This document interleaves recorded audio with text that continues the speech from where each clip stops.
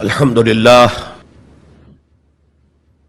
للہ وکفى والصلاة والسلام علی عباده الذین اصطفى خصوصا علی افضلهم وخاتم النبیین محمد الامین وعلی آلہ وصحبہ اجمعین. اما بعد فقد قال اللہ تبارک وتعالی کما ورد فی سورة الحجرات: اعوذ باللہ من الشیطان الرجیم بسم اللہ الرحمن الرحیم. یا ایھا الناس انا خلقناکم من ذکر وانثی وجعلناکم شعوبا وقبائل لتعارفوا ان اکرمکم عند اللہ اتقاکم ان اللہ علیم خبیر. وقال تبارک وتعالی کما ورد فی سورة آل عمران: فاستجاب لهم ربهم انی لا اضیع عمل عامل منکم من ذکر او انثی بعضکم من بعض فالذین هاجروا واخرجوا من دیارهم وأوذوا فی سبیلی وقاتلوا وقتلوا لأکفرن عنہم سیئاتہم ولأدخلنہم جنات تجری من تحتها الانہار ثوابا من عند اللہ واللہ عندہ حسن الثواب. صدق اللہ العظیم. وقال النبی صلی اللہ علیہ وسلم فی خطبتہ فی حجۃ الوداع: لا فضل لعربی علی عجمی ولا لعجمی علی عربی ولا لاسود علی احمر ولا لاحمر علی اسود الا بالتقوی کلکم بنو آدم وآدم من تراب او کما قال صلی اللہ علیہ وسلم. رب اشرح لی صدری ویسر لی امری واحلل عقدۃ من لسانی یفقہوا قولی. اللہم ربنا الہمنا رشدنا واعذنا من شرور انفسنا. اللہم ارنا الحق حقا وارزقنا اتباعہ وارنا الباطل باطلا وارزقنا اجتنابہ. آمین یا رب العالمین. معزز حاضرین اور محترم خواتین، السلام علیکم ورحمۃ اللہ وبرکاتہ. میری آج کی گفتگو کا عنوان اسلام کا معاشرتی اور سماجی نظام. اس ضمن میں سب سے پہلے اس نقطے پر غور کیجئے کہ انسان کی ایک زندگی تو انفرادی ہے اور زندگی کا ایک بہت بڑا حصہ اجتماعی ہے. جیسے جیسے تمدن ترقی کرتا گیا، اجتماعیت کا دائرہ پھیلتا گیا، انفرادیت کا دائرہ سمٹتا گیا. چنانچہ آج کو آپ کو معلوم ہے کہ کوئی ریاست ہے، اس کا دستور ہے، اس کا نظام ہے، تمام شہری اس میں جکڑے ہوئے. اور اب تو پوری دنیا جو ہے وہ ایک شہر کے مانند ہو گئی ہے، اور کہا جا رہا ہے کہ یہ گلوبل ولیج ہے، یہ تو ایک گاؤں کی شکل اختیار کر گیا. یہ جو انسان کا اجتماعی نظام ہے، اس کی 4 سطحیں ہیں. سب سے بنیادی سطح جو ہمیشہ سے ہے، چاہے انسان ابھی غاروں میں رہتا ہو، ابھی کوئی اور اجتماعی نظام کی شکل نہیں تھی، لیکن عائلی نظام، مرد اور عورت کا رشتہ، ان کے درمیان ازدواج اور اس سے اولاد کا پھیلنا، یہ اجتماعیت کی پہلی شکل ہے، جس سے کہ خاندان وجود میں آتے ہیں. اس سے ذرا اوپر چلیے تو خاندانوں کے مجموعے کا نام معاشرہ ہے، سوسائٹی ہے. ایک پہلو پھر اسی اجتماعی نظام کا معاشی نظام ہے. کمائی کے کیا ذریعے صحیح ہیں، کیا غلط ہیں، دولت کا کیا استعمال صحیح ہے، کیا غلط ہے. اور سب سے اوپر سیاسی نظام ہے. اب اگر آپ اس کو سمجھیں گے کہ ایک جیسے مثلث ہوتی ہے، نیچے بیس ہے، دونوں طرف سے زاویے جو ہیں اس کے دونوں اضلاع جا رہے ہیں، اوپر مل جاتے ہیں، تو سب سے بڑا جو انسان کی زندگی کا اجتماعی حصہ ہے وہ عائلی نظام ہے، پھر معاشرتی نظام ہے، پھر اس سے کمتر حیثیت معاشی نظام، سب سے کم ترین سیاسی نظام۔ میں یہ ساری باتیں کس لیے بتا رہا ہوں کہ قرآن مجید کا ہر طالب علم جانتا ہے کہ عائلی قوانین جس قدر تفصیل سے قرآن مجید میں بحث کی گئی ہے ان کے بارے میں، اس درجے میں معاشی قوانین کا بیان تو نہیں ہوا۔ سیاسی نظام تو کوئی اسلام نے دیا ہی نہیں، چند اصول دیے ہیں، اللہ کی حاکمیت، مسلمانوں کی خلافت، جہاں اللہ اس کے رسول کا کوئی حکم نہ ہو وہاں باہمی مشورے سے معاملہ طے کرنا، تین اصول ہیں، اللہ اللہ خیر صلی اللہ، ان الحکم الا للہ، اور انی جاعل فی الارض خلیفہ، یا داؤد انا جعلناک خلیفۃ فی الارض، اور امرہم شورا بینہم، جہاں اللہ اور اس کے رسول کا حکم نہیں ہے تو آپ اسمبلی کے ذریعے سے اس طرح چاہیں کاؤنٹنگ آف ووٹ سے مشورے سے فیصلہ کر سکتے ہیں۔ تین اصول ہیں بس، اس پر ریاست جو ہے وہ پارلیمانی ہو، وہ صدارتی ہو، ان میں سے نہ کوئی واجب ہے نہ کوئی حرام ہے، یونٹری ہو وحدانی، یا فیڈرل ہو یا کانفیڈرل ہو، ان میں سے بھی کوئی چیز نہ واجب نہ فرض نہ حرام، یہ آپ کے اپنی مرضی سے ہے، آپ اپنی باہمی مشورے سے جو لوگ چاہتے ہوں اختیار کر لیں۔ نظام کے بارے میں کوئی سیاسی نظام کا ڈھانچہ ہمیں ایسا نہیں دیا گیا کہ وہ واجب ہے آپ پر، اصول دیے گئے۔ معاشیات کے ضمن میں سود حرام، جوا حرام، نشہ آور چیزوں کی تجارت حرام، انسان کے سفلی جذبات کو، شہوانی جذبات کو بھڑکا کر کمائی کرنا حرام، بس۔ باقی میدان کھلا ہے، محنت کرو، جد و جہد کرو، کماؤ، جو تم کماؤ گے تمہارا ہوگا، البتہ ایک حد سے اوپر جاؤ گے زکوٰۃ لے لی جائے گی تاکہ جو پیچھے رہ گئے ہیں ان کی ضروریات پوری کی جا سکے۔ جہاں آزاد معیشت ہوگی وہ ایسے ہی ہے جیسے کہ آزاد دوڑ ہو رہی ہے، اور جب دوڑ میں ظاہر بات ہے کہ آپ اگر تو انہیں رسے سے باندھ دیں گے تب تو نہ کوئی آگے رہا نہ پیچھے رہا، لیکن دوڑ کا فائدہ کیا ہے؟ دوڑ تو یہ ہے کہ ذرا وہ شخص جو تیز دوڑ سکتا ہو وہ نمایاں ہو۔ تو فری اکانومی جہاں بھی ہوگی، کوئی آگے نکل جائیں گے کوئی پیچھے رہ جائیں گے، تو پیچھے والوں کے بھی کچھ حقوق کا لحاظ کیا جائے۔ زکوٰۃ کیا ہے؟ تؤخذ من اغنیائہم ترد الی فقرائہم، ان کے امیروں سے وصول کی جائے گی، ان کے غریبوں کو دے دی جائے گی، بس یہی جو ہے اسلام کا معاشی نظام ہے۔ لیکن معاشرتی نظام پر بڑی بحثیں آئی ہیں، سورہ نور، سورہ احزاب، بہت مفصل، سورہ نساء، اور آئلی قوانین پر جو میں نے کہا تھا بالکل پہلے نیچے بیس ہے وہ اس مثلث کا، اس پر آپ دیکھتے ہیں کہ کئی رکوع، 3-4 رکوع تو سورہ بقرہ میں ہے، پھر سورہ نساء میں ہے، سورہ مائدہ میں ہے، پھر سورہ نور میں ہے، سورہ احزاب میں ہے، سورہ مجادلہ میں ہے، سورہ طلاق میں ہے، سورہ تحریم میں ہے۔ یہ آئلی قوانین تو بہت ہی تفصیل کے ساتھ بیان کیے گئے۔ حکمت کیا ہے کہ یہی تو ہے جڑ، بنیاد تو یہی ہے۔ اگر اسی بنیاد میں خرابی آ گئی تو خشت اول چونہد معمار کج، تا سریا می رود دیر کب دیوار کج، اگر پہلی اینٹ جو ہے دیوار کی ٹیڑھی رکھی گئی تو بناتے جائیے آپ، اوپر ٹیڑھ جائے گا آخر تک۔ اس لیے آئلی نظام کو سب سے زیادہ تفصیل کے ساتھ قرآن مجید میں بیان کیا گیا۔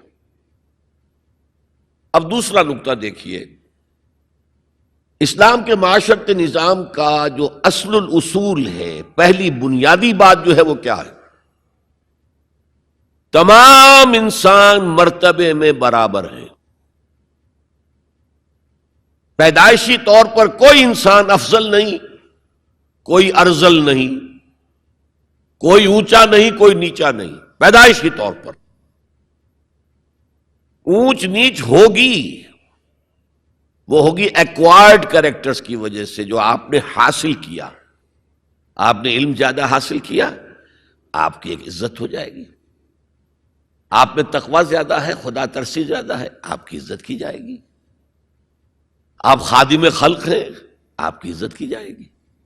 لیکن یہ ساری چیزیں ایکوائرڈ ہیں، بعد میں انسان نے حاصل کی ہیں۔ پیدائشی طور پر کوئی انسان اونچا نہیں، کوئی انسان نیچا نہیں۔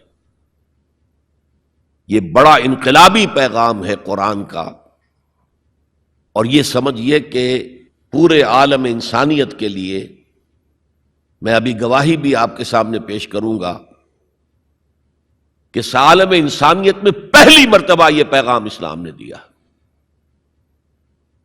چنانچہ میں نے آیت آپ کو سنائی، یا ایھا الناس، یا ایھا الذین آمنوا نہیں، اے لوگو، انا خلقناکم، ہم نے ہی تم سب کو پیدا کیا، وجعلناکم شعوبا وقبائل، اور تمہیں قوموں میں اور قبیلوں میں تقسیم کر دیا۔ تمہاری رنگتیں مختلف ہیں، تمہارے ناک نقشے مختلف ہیں، تمہاری بولیاں مختلف ہیں۔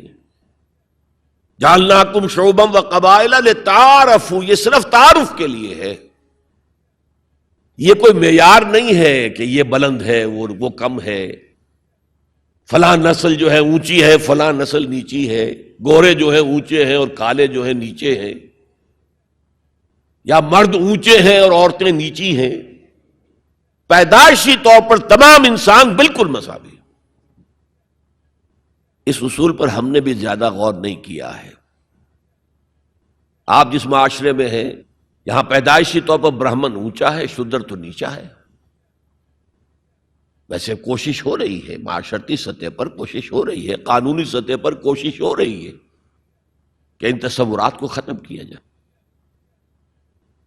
چنانچہ سب سے بڑھ کر یہ کوشش امریکن سوسائٹی میں ہوئی ہے۔ Any discrimination on the basis of the color of the skin is a crime۔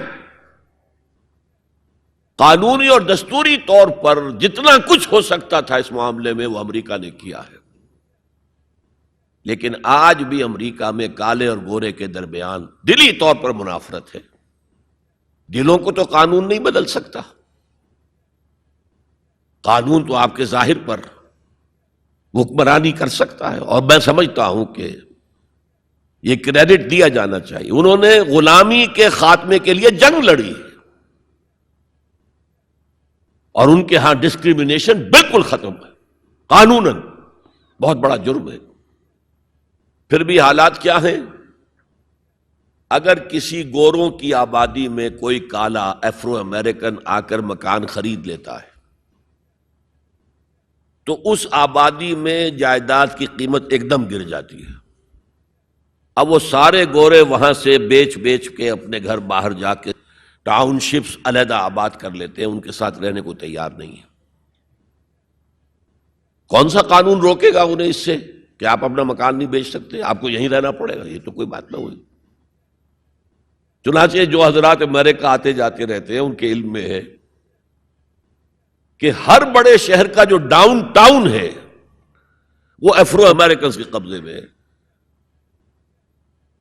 Baltimore میں چلے جائیے، واشنگٹن میں چلے جائیے، لاس اینجلس میں چلے جائیے، جہاں جائیں گے ڈاؤن ٹاؤن وہ افرو امریکنز کانوں کے قبضے میں ہے، اور سب لوگ باہر نکل کے انہوں نے اپنی بستیاں بسا لی ہیں گوروں نے۔ تو یہ صورتحال، اس میں قرآن مجید کہتا ہے کہ دیکھو لوگوں، تم میں کوئی بنیادی طور پر، پیدائشی طور پر، رنگت کی وجہ سے، نسل کی وجہ سے کوئی نہ افضل ہے نہ مفضول ہے، نہ کوئی اعلیٰ ہے نہ ادنا ہے، کلکم۔ اور اس پر میں نے جو پیش کی ہے گواہی مزید حضور کی حجۃ الوداع کے خطبے سے، لا فضل لعربی علی عجمی ولا لعجمی علی عربی ولا لاسود علی احمر ولا لاحمر علی اسود الا بالتقوی کلکم بنو آدم وآدم من تراب۔ کسی عرب کو کسی اجمی پر کوئی فضیلت حاصل نہیں، حالانکہ عربوں کی گھٹی میں پڑا ہوا تھا کہ ہم بہت افضل ہیں. نطق تو ہمارے پاس ہے، بات ہم کر سکتے ہیں، خطیب ہمارے ہیں، باقی دنیا تو عجمی ہے، گونگے ہیں یہ لوگ. عجم کے معنی کیا؟ گونگے. حضور نے کہا لا فضل لعربی علی عجمی ولا لعجمی علی عربی، عجمی کو بھی، کسی عجمی کو کسی عربی پر کوئی فضیلت نہیں. ولا لأحمر علی اسود، کسی سرخ روح کو، سفید اور سرخ رنگت والے کو کسی سیاہ فام کے اوپر کوئی فضیلت نہیں، نہ کسی سیاہ فام کو کسی گورے پر کوئی فضیلت ہے.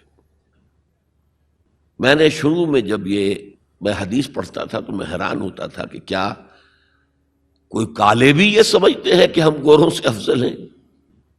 امریکہ میں جا کے بھید کھلا، وہ تو کہتے ہیں ہم مکمل انسان ہیں، یہ تو کچے ہیں، پکے ہوئے ہی نہیں ابھی. مذاق اڑاتے ہیں ان کے ہاں جو ہے سفید چمڑی والوں کا شدید مذاق اڑتا ہے. تو حضور نے تو کہا تھا 1400 برس پہلے لولا لفضل لاسود علی احمر ولا لاحمر علی اسود، کسی گورے کو کسی کالے پر، کسی کالے کو کسی گورے پر کوئی فضیلت نہیں. کلکم بنو آدم، تم سب کے سب آدم کی نسل ہو. وآدم من تراب، اور آدم مٹی سے بنے تھے علیہ الصلوۃ والسلام. یہ جو نکتہ میں اتنے اہتمام سے بیان کر رہا ہوں، اس کے لیے میں گواہی اب دے رہا ہوں ایچ جی ویلز کی، نام سنا ہوگا آپ نے.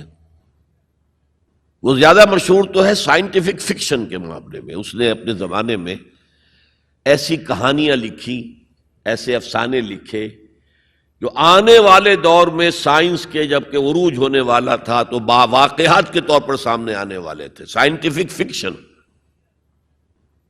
کہانیاں لکھنا، افسانے لکھنا سائنسی بنیادوں پر. لیکن تاریخ عالم پر بھی ان کی 2 کتابیں اس شخص کی جو ہیں وہ بہت ہی عمدہ ہیں، اس میں کوئی شک نہیں. A short history of the world, اور دوسری ہے a concise history of the world.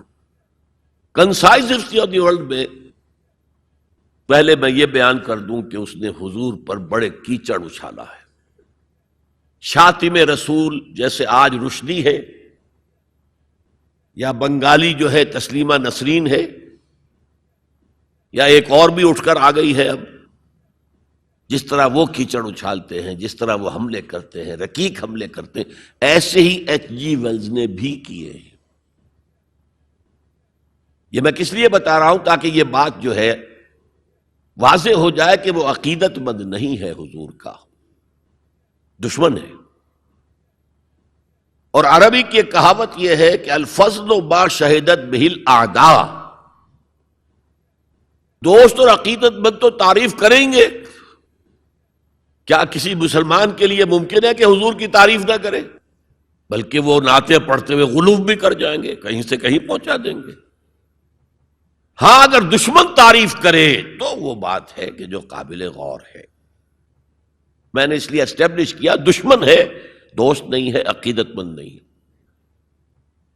لیکن جو چیپٹر اس کا ہے حضور کی زندگی پر، اس کے آخر میں آ کر خطبہ حجۃ الوداع کا یہ حوالہ اس نے دیا، لا فضل لعربی علی عجمی ولا لعجمی علی عربی ولا لاسود علی احمر ولا لاحمر علی اسود الا بالتقوی. اور اس کے بعد جو اس کا ری ایکشن ہے، اس پر جو تبصرہ تھا کہہ رہا ہوں، اس کی وجہ بتا دوں گا بعد میں. معلوم ہوتا گھٹنے ٹیک کر کوئی شخص جو ہے اور سر جھکا کر خراج عقیدت پیش کر رہا ہے. ایگزیکٹ الفاظ یہ تھے اس کے، although the sermons of human equality, fraternity and freedom were said before also, and we find a lot of such sermons in Jesus of Nazareth, but it must be accepted that it was Muhammad sallallahu alayhi wasallam who for the first time in human history established a society based on these principles. کہ اگرچہ انسانی مساوات، اخوت اور حریت کے واس تو پہلے بھی بہت کہے گئے تھے، بہت کہے گئے تھے، بہت کہے گئے تھے. اب عیسائی ہونے کے باوجود کہتا ہے کہ مسیح ناصری، جیزس آف نازرت، حضرت عیسیٰ علیہ السلام کے ہاں بھی واس تو بہت ہے، لیکن ان اصولوں پر کوئی معاشرہ وہ قائم نہیں کر سکے. تاریخ انسانی میں پہلی شخصیت محمد کی ہے صلی اللہ علیہ وسلم، جس نے کہ ان اصولوں پر معاشرہ بالفعل قائم کر کے دکھایا۔ اچھا، اب آئیے اس کی اہمیت پر۔ اہمیت یہ ہے کہ آج جیسا کہ میں نے کہا تھا کہ دنیا سکڑتی جا رہی ہے، فاصلے تو کوئی ہے ہی نہیں، اب کوئی معنی ہی نہیں۔ جیسے حدیث میں آیا تھا کہ دجال بات کرے گا ساری دنیا میں سنی جائے گی، آج کوئی دجال صاحب جو ہے واشنگٹن سے تقریر کرتے ہیں اور پوری دنیا میں سنی جاتی ہے۔ اب جو یہ دنیا چھوٹی ہو رہی ہے تو اس کا ایک منطقی تقاضا یہ ہے، یہ جو نیو ورلڈ آرڈر کی بات ہے یہ منطقی ہے، کوئی ایک عالمی ریاست ہونی چاہیے۔ اب یہ چھوٹی چھوٹی ریاستیں، نیشن سٹیٹس وغیرہ، یہ تو لڑتی بھڑتی رہیں گی، اس نے اس کے اوپر چڑھائی کر دی، اس نے اس پر چڑھائی کر دی، تو ایک کوئی عالمی ریاست، گلوبل سٹیٹ قائم ہونی چاہیے۔ لیکن اس کے لیے بنیاد کہاں سے لائیں؟ انسانوں کو جوڑیں کیسے؟ وہ تو نسل کی بنیاد پر جو ہے کٹے ہوئے ہیں، رنگت کی بنیاد پر ان کے دلوں کے درمیان جو ہے بودھ ہے۔ انسانیت کو ایک کرنے والی یا ایک ڈوری میں پرونے والی شے کون سی ہے؟ کون سی ڈوری ہے؟ دیکھیے، انہی حالات کا تقاضا تھا، لیگ آف نیشنز قائم ہوئی تھی، لیکن چونکہ سارے فاصلے جو ہے خارج میں کم ہوئے ہیں، دلوں کے فاصلے جو کہ تو برقرار ہیں، ناکام ہو گئی، ختم ہو گئی۔ اقبال نے اس کی موت کی پیشن گوئی کی تھی، بیچاری کئی روز سے دم توڑ رہی ہے، ڈر ہے خبر بد نہ میرے منہ سے نکل جائے، تقدیر تو مبرم نظر آتی ہے ولیکن پیران کلیسا کی دعا ہے کہ یہ ٹل جائے، کسی طرح لیگ آف نیشنز باقی رہ جائے۔ ختم ہو گئی، اب یونائٹڈ نیشنز ہے، بالفعل ختم ہو چکی، سپر پاورز کے مفادات کے تحت۔ اور اب تو وہ سپر پاورز بھی دو نہیں رہی، سپریم پاور جو ہے وہ یونائٹڈ نیشنز کی اکثریت روکنا چاہے وہ نہیں رکتی۔ عراق پر حملے کے معاملے میں کون ساتھ تھا ان کے؟ بائی پاس کیا، دفع ہو جاؤ، ہمیں کوئی حیثیت زبریت نہیں تمہاری۔ تو یہ بھی دم توڑ رہی ہے، یونائٹڈ نیشنز کا وجود کیا رہ جائے گا؟ بیچاری کئی روز سے دم توڑ رہی ہے۔ یہ عراق پر حملے کے ساتھ یہ ہے اس کا دم جو ہے عالم نزاع شروع ہو چکا ہے، ڈر ہے خبر بد نہ میرے منہ سے نکل جائے، تقدیر تو مبرم نظر آتی ہے، تو اٹل نظر آتا ہے کہ یہ فیل ہو جائے گا، ادارہ ختم ہو جائے گا۔ پیران کلیسا کی دعا ہے کہ یہ ٹل جائے، وہاں دعائیں ہو رہی ہیں کہ ابھی یہ برقرار رہے۔ اس پس منظر میں قرآن دو بنیادیں دیتا ہے کہ جو تمام انسانوں کو جوڑنے والی ہیں، ایک وحدت الہ، وحدت خالق، تم سب کا خالق ایک ہی ہے، اللہ۔ اب ایوولوشن کی تھیوری ماننے والے کیسے مانیں گے کہ کوئی ایک اللہ ہے، کوئی ایک خالق ہے؟ تو نہیں مان سکتے۔ نمبر دو، تم سب ایک ہی جوڑے کی اولاد ہو، یا ایھا الناس انا خلقناکم، اے تمام انسانوں ہم نے تم سب کو پیدا کیا۔ وحدت خالق، وحدت الہ، اس پر سب جڑ جائیں گے آپس میں، ہندی ہو، چینی ہو، پاکستانی ہو، ایرانی ہو، امریکی ہو، کالے ہو، گورے ہو، پیلے ہو، سب اللہ کی مخلوق۔ اگر دل میں اللہ پر یقین ہے تو یہ پھر سارے جو فرق ہیں ایویپوریٹ ہو جائیں گے۔ ایک کالے حبشی کو جس کے گھنگریالے بال تھے، ہونٹ موٹے موٹے تھے، شین ادا نہیں کر سکتا تھا، اشہدو نہیں کہہ سکتا تھا، اشہدو کہتا تھا، بلال۔ اور حضرت عمر فاروق جو اسلام سے پہلے بڑے نیشنلسٹ تھے، اپنی قرشیت پر فخر، اپنے خاندان پر فخر، اور وہ عمر فاروق جبکہ وہ خلیفہ تھے حضرت بلال کا نام نہیں لیتے تھے سیدنا کے بغیر، سیدنا بلال، سیدنا بلال، سیدنا بلال۔ حضرت ابو بکر کے بارے میں فرماتے ہیں ابو بکر سیدنا وآتق سیدنا، ابو بکر خود بھی ہمارے سردار ہیں، انہوں نے ہمارے سردار کو آزاد کرایا تھا خرید کر۔ تو یہ فرق تو جب تک کہ آپ اللہ پر ایمان نہ رکھتے ہوں تو کوئی بنیاد ہی نہیں ہے. ہمارے ان کے درمیان کیا بنیاد ہے؟ پتہ نہیں کون سے قسم کے بندروں کی اولاد جو ہے ہندوستان میں بس رہی ہے اور کون سے قسم کے شمپینزیز کی اولاد جو ہے وہ کہیں اور بس رہی ہے. ان کا تو کوئی رشتہ آپس میں ہے ہی نہیں. پھر یہ کہ وحدت آدم و حوا، انا خلقناکم، نمبر 1 من ذکر و انثی، ایک مرد اور ایک عورت سے پیدا کیا. تو ایک تو اخوت دینی ہے، اخوت اسلامی ہے، وہ تو بڑی اونچی بات ہے. اخوت انسانی، تمام انسان. اب آپ فرمائیے حضرت حوا کے رحم پر جا کر تمام انسان ایک نہیں ہو جائیں گے؟ والدہ کے رحم کے اعتبار سے بہن بھائی جو ہیں وہ بھائی بھائی اور بہنیں ہیں.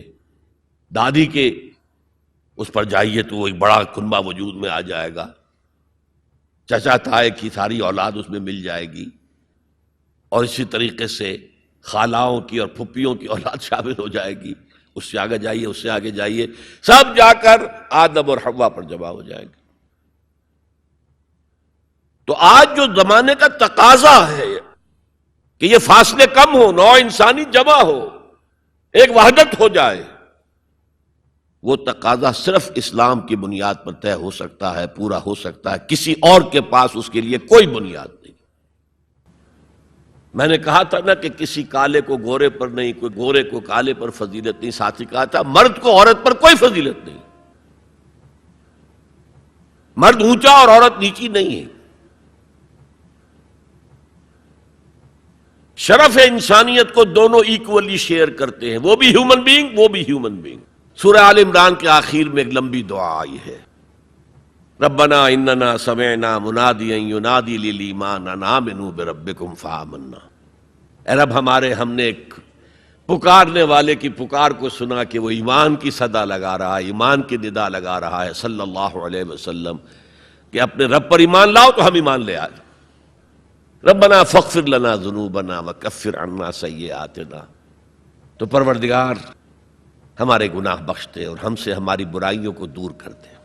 وتوفنا مع الابرار، اور اپنے نیکوکار بندوں کے ساتھ ہمارا خاتمہ کیجو. ربنا وآتنا ما وعدتنا علی رسولک، اور پروردگار ہمیں وہ سب کچھ دیجو جس کا وعدہ تو نے اپنے رسولوں کے ذریعے کیا ہے. آپ نے فرمایا جنت اور یہ نعمتیں ہوں گی، ہمیں وہ سب کچھ دیجو. انک لا تخلف المیعاد، تو اپنے وعدے سے ہٹنے والا نہیں ہے. ہمیں یہ اندیشہ نہیں ہے. اندیشہ ہے تو یہ کہ ہم ان وعدوں کا مصداق ثابت ہو سکے یا نہ ہو سکے. تو اپنے فضل کرم سے ان کا مصداق ہمیں بنا دے. اب اس کا جواب سنیے. فاستجاب لهم ربهم انی لا اضیع عمل عامل منکم. ان کے رب نے ان کی دعا کو قبول کیا اور فرمایا میں تم میں سے کسی عمل کرنے والے کے کسی عمل کو ضائع کرنے والا نہیں ہوں. من ذکر او انثی، خواہ وہ مرد ہو خواہ عورت. بعضکم من بعض، تم ایک دوسرے ہی میں سے ہو نا. ایک ہی باپ کے نطفے سے بیٹا بھی ہے، بیٹی بھی ہے. ایک ہی ماں کے رحم میں پرورش پائی ہے بیٹے نے بھی بیٹی نے. تو اونچ نیچ کہاں سے آ جائے گی؟ کدھر سے آ جائے گی؟ بعضکم من بعض، ایک دوسرے میں سے ہو. فالذین ہاجروا، تو وہ لوگ جنہوں نے ہجرت کی. تو ہجرت صرف مردوں تو نے کی، عورتوں نے بھی کی. وَأُخْرِجُوا مِن دِيَارِهِمْ، جو اپنے گھروں سے نکالے گئے، ان میں مرد بھی تھے عورتیں بھی تھیں. وَأُوذُوا فِي سَبِيلِي، اور جنہیں میری راہ میں ایذا پہنچائی گئی، ان میں مرد بھی تھے عورتیں بھی تھیں. پہلے شہید ہونے والے 2 میاں بیوی، ایک جوڑا، حضرت یاسر رضی اللہ تعالی عنہ اور حضرت سمیہ ان کی اہلیہ رضی اللہ تعالی عنہ. شدید ترین ٹارچر کیا ابو جہل نے اور پھر شہید کر دیا. وقاتلوا وقتلوا، پھر انہوں نے قتال بھی کیا، اللہ کی راہ میں جنگ بھی کی اور قتل بھی ہوئے. تو ان تمام کاموں کے اندر مرد اور عورت شریک رہے. قتال سے میں نے عرض کیا تھا کہ فرضیت اس کی جو ہے وہ خواتین پر نہیں ہے. اس کے باوجود خواتین نے حصہ لیا، جاتی تھی، مرہم پٹی ان کے ذمے، آخر جنگ میں زخمی ہوں گے، آئیں گے. کوئی مرد اس میں لگیں گے تو ورکنگ جو ہماری طاقت ہے وہ کم ہوگی. پھر یہ کہ آخر خوراک کا بندوبست تو کرنا ہے، کھانے کا جو ہے راشن کا وہ کرتے تھے. تو یہ سب کے سب برابر کے شریک ہیں. سنیے دوبارہ الفاظ، فاستجاب لهم ربهم انی لا اضیع عمل عامل منکم من ذکر او انثى بعضکم من بعض فالذین ہاجروا واخرجوا من دیارهم واوذوا فی سبیلی وقاتلوا وقتلوا لأکفرن عنہم سیئاتہم، میں لازماً دور کر دوں گا ان سے ان کی برائیوں کو، وَلَأُدْخِلَنَّهُمْ جَنَّاتٍ تَجْرِي مِن تَحْتِهَا الْأَنْهَارُ، اور انہیں لازماً داخل کروں گا ان باغات میں کہ جن کے دامن میں ندیاں بہتی ہوں گی. ثوابا من عند اللہ، یہ بدلہ ہوگا اللہ کے پاس سے. واللہ عندہ حسن الثواب، اور یقیناً بہترین بدلہ تو اللہ ہی کے پاس ہے. مساوات مرد و زن کے اس نظریے کو سمجھ لیجئے. دوسرا نظریہ میں بتاؤں گا جو آج دنیا مغرب سے لے رہی ہے، وہ سراسر گمراہی ہے، سراسر گمراہی ہے، سراسر گمراہی. لیکن نیکیوں کے میدان کھولے ہوئے ہیں مردوں کے لیے، عورتوں کے لیے. جو مرد کمائے گا نیکی وہ اس کے لیے ہے، جو عورت نیکی کمائے گی وہ اس کے لیے ہے. انڈیویجویلٹی ہے، فریڈم ہے، فریڈم آف ول ہے، مساوی ہے. اور اسی لیے میں نے یہ جو آیت ہے دیکھیے، اس میں 10 اوصاف میں مردوں عورتوں کو برابر برابر. عام طور پر قرآن کا اسلوب یہ نہیں ہے، اسے عربی میں کہتے ہیں برسبیل تغلیب. ایک مجمع ہے، مرد بھی ہیں عورتیں بھی ہیں، تو مذکر میں خطاب ہوگا، مؤنث کے صیغے سے خطاب نہیں ہوگا. وہ تابع ہیں، ساتھ ہی آ جائیں گے. لیکن یہ آیت دیکھیے کتنی طویل ہے. ان المسلمین والمسلمات، یقیناً فرما بردار مرد اور فرما بردار عورتیں، والمومنین والمومنات، اور صاحب ایمان مرد اور صاحب ایمان عورتیں، والقانتین والقانتات، اور فروتنی اختیار کرنے والے مرد اور فروختنی اختیار کرنے والی عورتیں، والصادقین والصادقات، اور سچ بولنے والے مرد اور سچ بولنے والی عورتیں، والصابرین والصابرات، اور صبر کرنے والے مرد اور صبر کرنے والی عورتیں، والخاشعین والخاشعات، اللہ کے سامنے جھکنے والے مرد اور جھکنے والی عورتیں، والمتصدقین والمتصدقات، صدقہ دینے والے مرد اور صدقہ دینے والی عورتیں، والصائمین والصائمات، اور روزہ رکھنے والے مرد اور روزہ رکھنے والی عورتیں، والحافظین فروجہم والحافظات، اور اپنی شرمگاہوں کی حفاظت کرنے والے مرد اور اپنی شرمگاہوں کی حفاظت کرنے والی عورتیں، والذاکرین اللہ کثیرا والذاکرات، اور کثرت سے اللہ کا ذکر کرنے والے مرد اور کثرت سے اللہ کا ذکر کرنے والی عورتیں. اعد اللہ لہم مغفرۃ واجرا عظیما، اللہ تعالیٰ نے ان سب کے لیے تیار کیا ہوا ہے. اعد اللہ لہم مغفرۃ، ایک تو مغفرت انہیں ملے گی اور اجر عظیم ملے گا. یہ ہے وہ تصور مساوات مرد و زن، کوئی اونچا نہیں کوئی نیچا نہیں. البتہ اب میں اگلے قدم پر آ رہا ہوں. ابھی تک تو افراد کی بات ہو رہی ہے، اب وہ ایک مرد اور ایک عورت شادی کرتے ہیں. یہاں آپ کو سمجھ لینا چاہیے اب وہ برابر نہیں رہے، اس لیے کہ گھر بنانا ہے، خاندان کی بنا ڈالنی ہے، ایک ادارہ ہے، انسٹیٹیوشن آف فیملی ہے، اور کسی انسٹیٹیوشن کے 2 برابر کا اختیار رکھنے والے سربراہ نہیں ہو سکتے. آئی جی 1 ہوگا، ڈی آئی جی 4 ہوں، 5 ہوں، 6 ہوں. کوئی فرم ہے، مینیجنگ ڈائریکٹر 1 ہوگا، آپ 100 ڈائریکٹر رکھ لیں. مینیجنگ ڈائریکٹر 2 نہیں ہو سکتے، کوئی کاروبار چل ہی نہیں سکتا. تو گھر کا ادارہ تو برباد ہو جائے گا اگر آپ نے برابر کر دیا دونوں کے اختیارات کو. آج اس کا مزہ چکھ رہا ہے یورپ اور ویسٹ اور امریکہ. خاندانی نظام ٹوٹ گیا. آج وہ شادی کرتے ہی نہیں، مرد شادی نہیں کرتے. کیوں کریں؟ قانون آپ نے یہ بنا دیا ہے کہ آپ نے آج شادی کی اور 1 مہینے کے بعد آپ اپنی بیوی کو طلاق دیں تو اپنی پوری دولت کا نصف دینا پڑے گا اسے. وہ کہتے ہیں ہم نہیں کرتے یہ. لیکن عورت کی تو ضرورت ہے نا، مرد کی ضرورت عورت ہے، لیکن عورت کی ضرورت بھی تو ہے مرد. مرد کہتا ہے آؤ میرے ساتھ رہو، کھاؤ پیو، میں شادی نہیں کروں گا. وہ یہ کہتے ہیں وی آر لیونگ ٹوگیدر، بس we are not married, we are living together. بچے بھی ہو رہے ہیں. یہ کلنٹن کا 3-4 سال پہلے صدر تھا وہ، تو اس کا جو آیا تھا state of the union address, سال میں 1 دفعہ وہاں کا صدر دیتا ہے، پوری قوم کو خطاب کرتا ہے. اس میں اس نے کہا تھا کہ عنقریب ہماری امریکی قوم کی اکثریت حرام زادوں پر مشتمل ہوگی. اس کے الفاظ حرام زادہ نہیں، اس نے کہا باسٹرڈ نہیں کہا. کیا کہا؟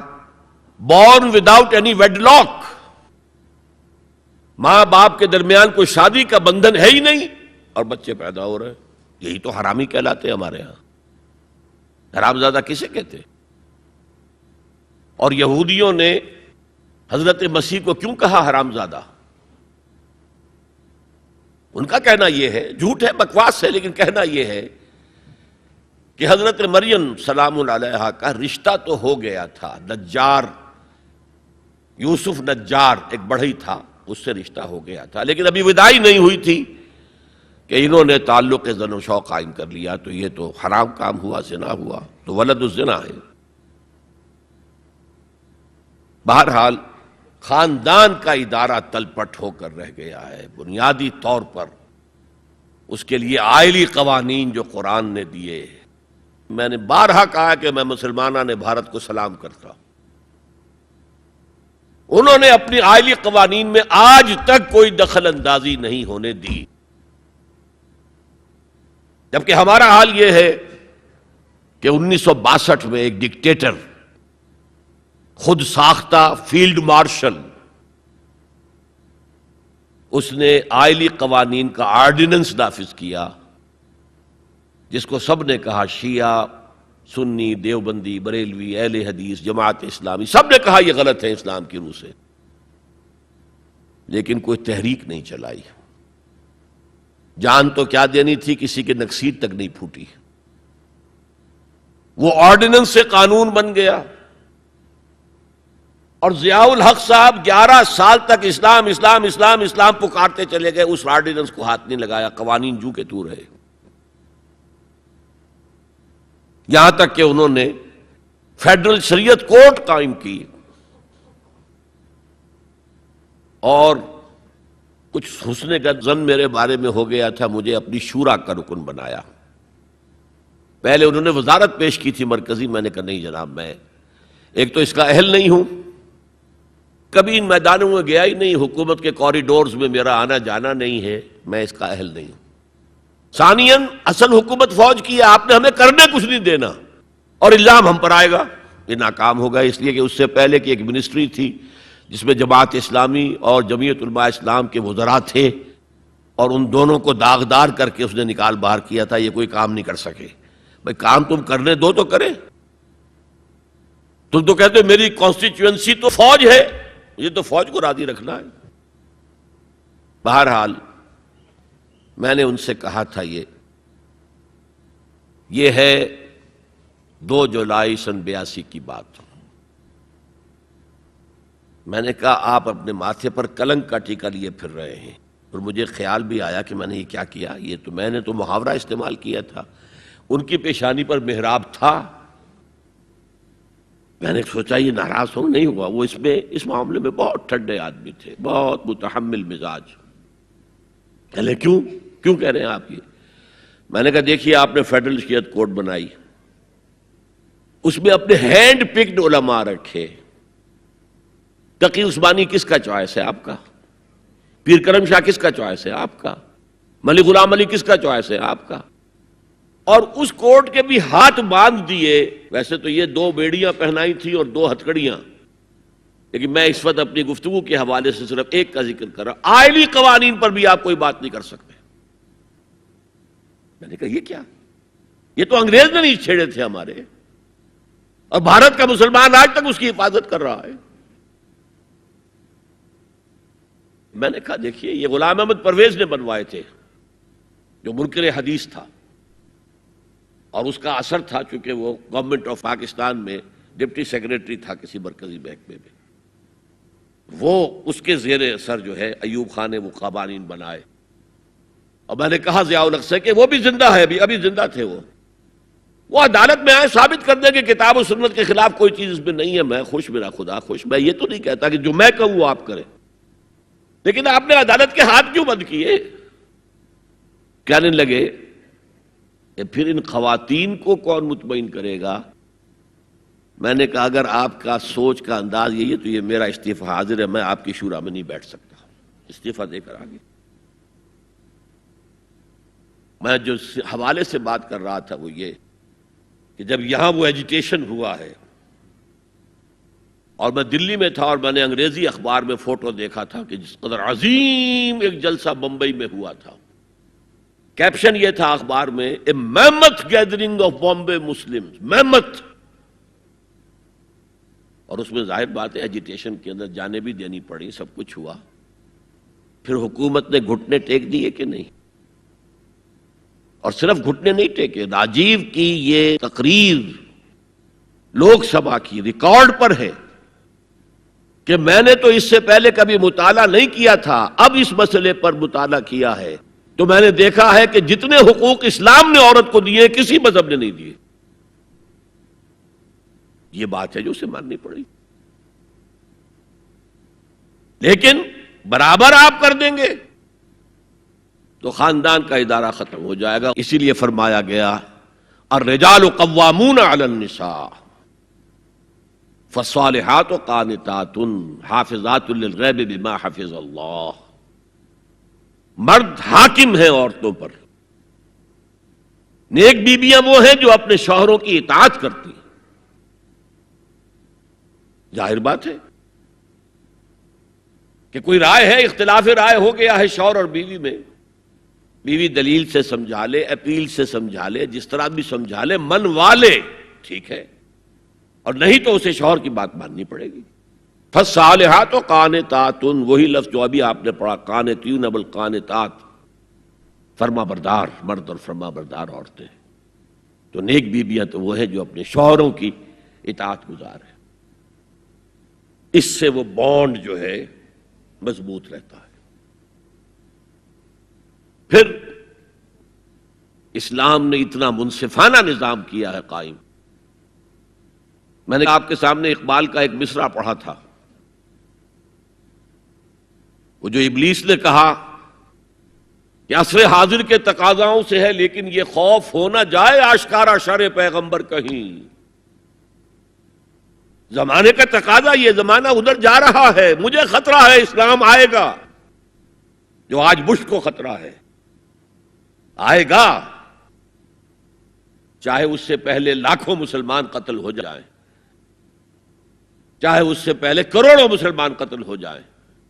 تاتاریوں کے ہاتھوں بھی کروڑوں قتل ہوئے تھے، لیکن پھر تاتاریوں نے مسلمانوں کو فتح کیا تھا، اسلام نے تاتاریوں کو فتح کر لیا ہے۔ عیاں فتنہ تاتار کے افسانے سے پاسماں مل گئے کعبے کو صنم خانے سے۔ ہو سکتا ہے اب بھی ایسا ہو جائے، تو وہ ڈرتے ہیں کہ یہ نظام آئے گا، اس لیے اتنے خوف زدہ ہیں۔ جب اللہ نے مرد کو بنایا طاقتور زیادہ، اور عورت کا حسن یہ ہے کہ وہ نازک ہو۔ وہ کبھی کوئی حمیدہ پہلوان ہوتی تھی بھارت میں ایک، اس نے جو کہا تھا کہ میں اس سے شادی کروں گی جو مجھے پچھاڑ لے۔ میں کون پچھاڑے گا اس کو، خود ہی پچھاڑ جائیں گے وہ۔ تو عورت کا حسن تو نزاکت میں ہے، لہذا بھاری بوجھ اس پر نہیں ڈالے۔ ملک کا ڈیفنس مردوں کا ذمہ داری ہے، نان نفقے کی فراہمی مردوں کی ذمہ داری، عورت کی نہیں ہے۔ عورت کا کام ہے گھر میں رہے، شوہر کے لیے اچھا ماحول پیدا کرے. اب اگر دن بھر 8 گھنٹے عورت بھی کام کر کے آئی ہے، کسی باس نے بھی جھڑک دیا ہوگا، کچھ اور ہوگا، تھکی تھکائی اور طبیعت تقدر لے کر آئی ہے، مرد کا بھی یہی حشر ہے، گھر میں جائیں گے تو کیا ہوگا؟ لڑیں گے. لیکن گھر میں رہی ہو عورت، پھر بچے آ جاتے ہیں، 1 بجے آ گئے، ماں باپ دونوں آئیں گے شام کو 6 بجے، 7 بجے، 8 بجے. بڑے بڑے شہروں میں تو وہاں پر 2 گھنٹے تو لگتے ہیں گھر پہنچنے میں. یہ بچے کیا کریں گے؟ کس قسم کے تجربات کریں گے؟ کہ سارا بیڑا غرق ہو رہا ہے. عورت کے ذمہ نہیں ہے کام کرنا. کہتے ہیں مجبوری ہے. آپ اپنے سٹینڈرڈ آف لیونگ کو بڑھاتے جائیے، بڑھاتے جائیے، بڑھاتے جائیے، دونوں کی سر توڑ محنت کے باوجود آپ کا جو ہے تقاضا پورا نہیں ہوگا، اور اسی کو سکیڑ لیجئے. کمانا شوہر کا کام ہے، بیوی کا نہیں. اس کو اقبال نے کہا ہے کہ اسلام کا معاشرتی نظام 2 حصوں پر مشتمل ہے. حافظ ناموس زن، ایک تو عورت کی عصمت و عفت کی حفاظت. مرد آزماں، مرد کے اوپر چیلنج ہے، بھاری بوجھ تمہیں اٹھانے ہیں. مرد آزماں مرد آفرین، بھاری کام سارے مردوں کے لیے ہیں. عورت گھر میں رہے. اور آج بھی امریکہ میں جو اسٹے ایٹ مومز کہلاتی ہیں، وہ مائیں جو گھروں میں رہتی ہیں، ان کا بہت بڑا ان کا مقام ہوتا ہے، ان کے بچوں کی تربیت جو ہو سکتی ہے. اور سب سے زیادہ مظلوم وہاں پر عورت ہے. مجھے بتایا جاتا ہے کہ جب سردی برف پڑ رہی ہوتی ہے تب بھی سب سے پہلے سڑکوں پر آپ کو عورتیں نظر آئے گی. مرد 1 گھنٹے بعد گھر سے نکلے گا، کیونکہ اس عورت نے کہیں اپنے بچے کو کسی بیبی سیٹر کے پاس، چلڈرن کیئر کے پاس بھیجے گی، پہنچائے گی، پھر اپنے آفس جائے گی. شام کو آفس سے نکلے گی، وہاں سے بچے کو لگی، پھر گھر آئے گی. مظلوم ترین عورت ہے وہاں پر. دونوں بوجھ ڈال دیے اس پر. حمل بھی وہ اٹھائے، ولادت کی سختی بھی سہے، اور معاش کا بوجھ بھی ڈالو اس پر. واقعہ یہ ہے کہ آج کی عورت انتہائی مظلوم عورت ہے. ایک تو اسے کھلونا بنا لیا ہے. عجیب حیرت ہوتی ہے مغربی تہذیب کو کیا ہوا ہے. عورت ننگی، مرد پورا لباس پہنے ہوئے، پینٹ بھی ہے اور کوٹ بھی ہے، سوٹ پورا ہے اور ٹائی بھی ہے، اور عورت ننگی ہے. اور شدید ترین سردی کے اندر ٹانگیں ننگی ہیں اس کی. یہ اسلام کا معاشرتی نظام اس کو کسی صورت گوارا نہیں کرتا. طلاق کے معاملے میں یہی فرق رکھا. مرد دے سکتا ہے طلاق، عورت لے سکتی ہے، دے نہیں سکتی. لے گی تو خلا کہلائے گی، یا عدالت میں جا کر ثابت کرے، یا یہ کہ کوئی ایلڈرز آف دی فیملی ہوں وہ درمیان میں آئے اور عورت کہے کہ میرا اس کے ساتھ نباہ نہیں ہو سکتا. خود طلاق نہیں دے سکتی، کیونکہ عورت کے اوپر جذباتی طور پر ہر مہینے میں چند دن ایسے آتے ہیں جو چڑچڑی ہوتی ہے.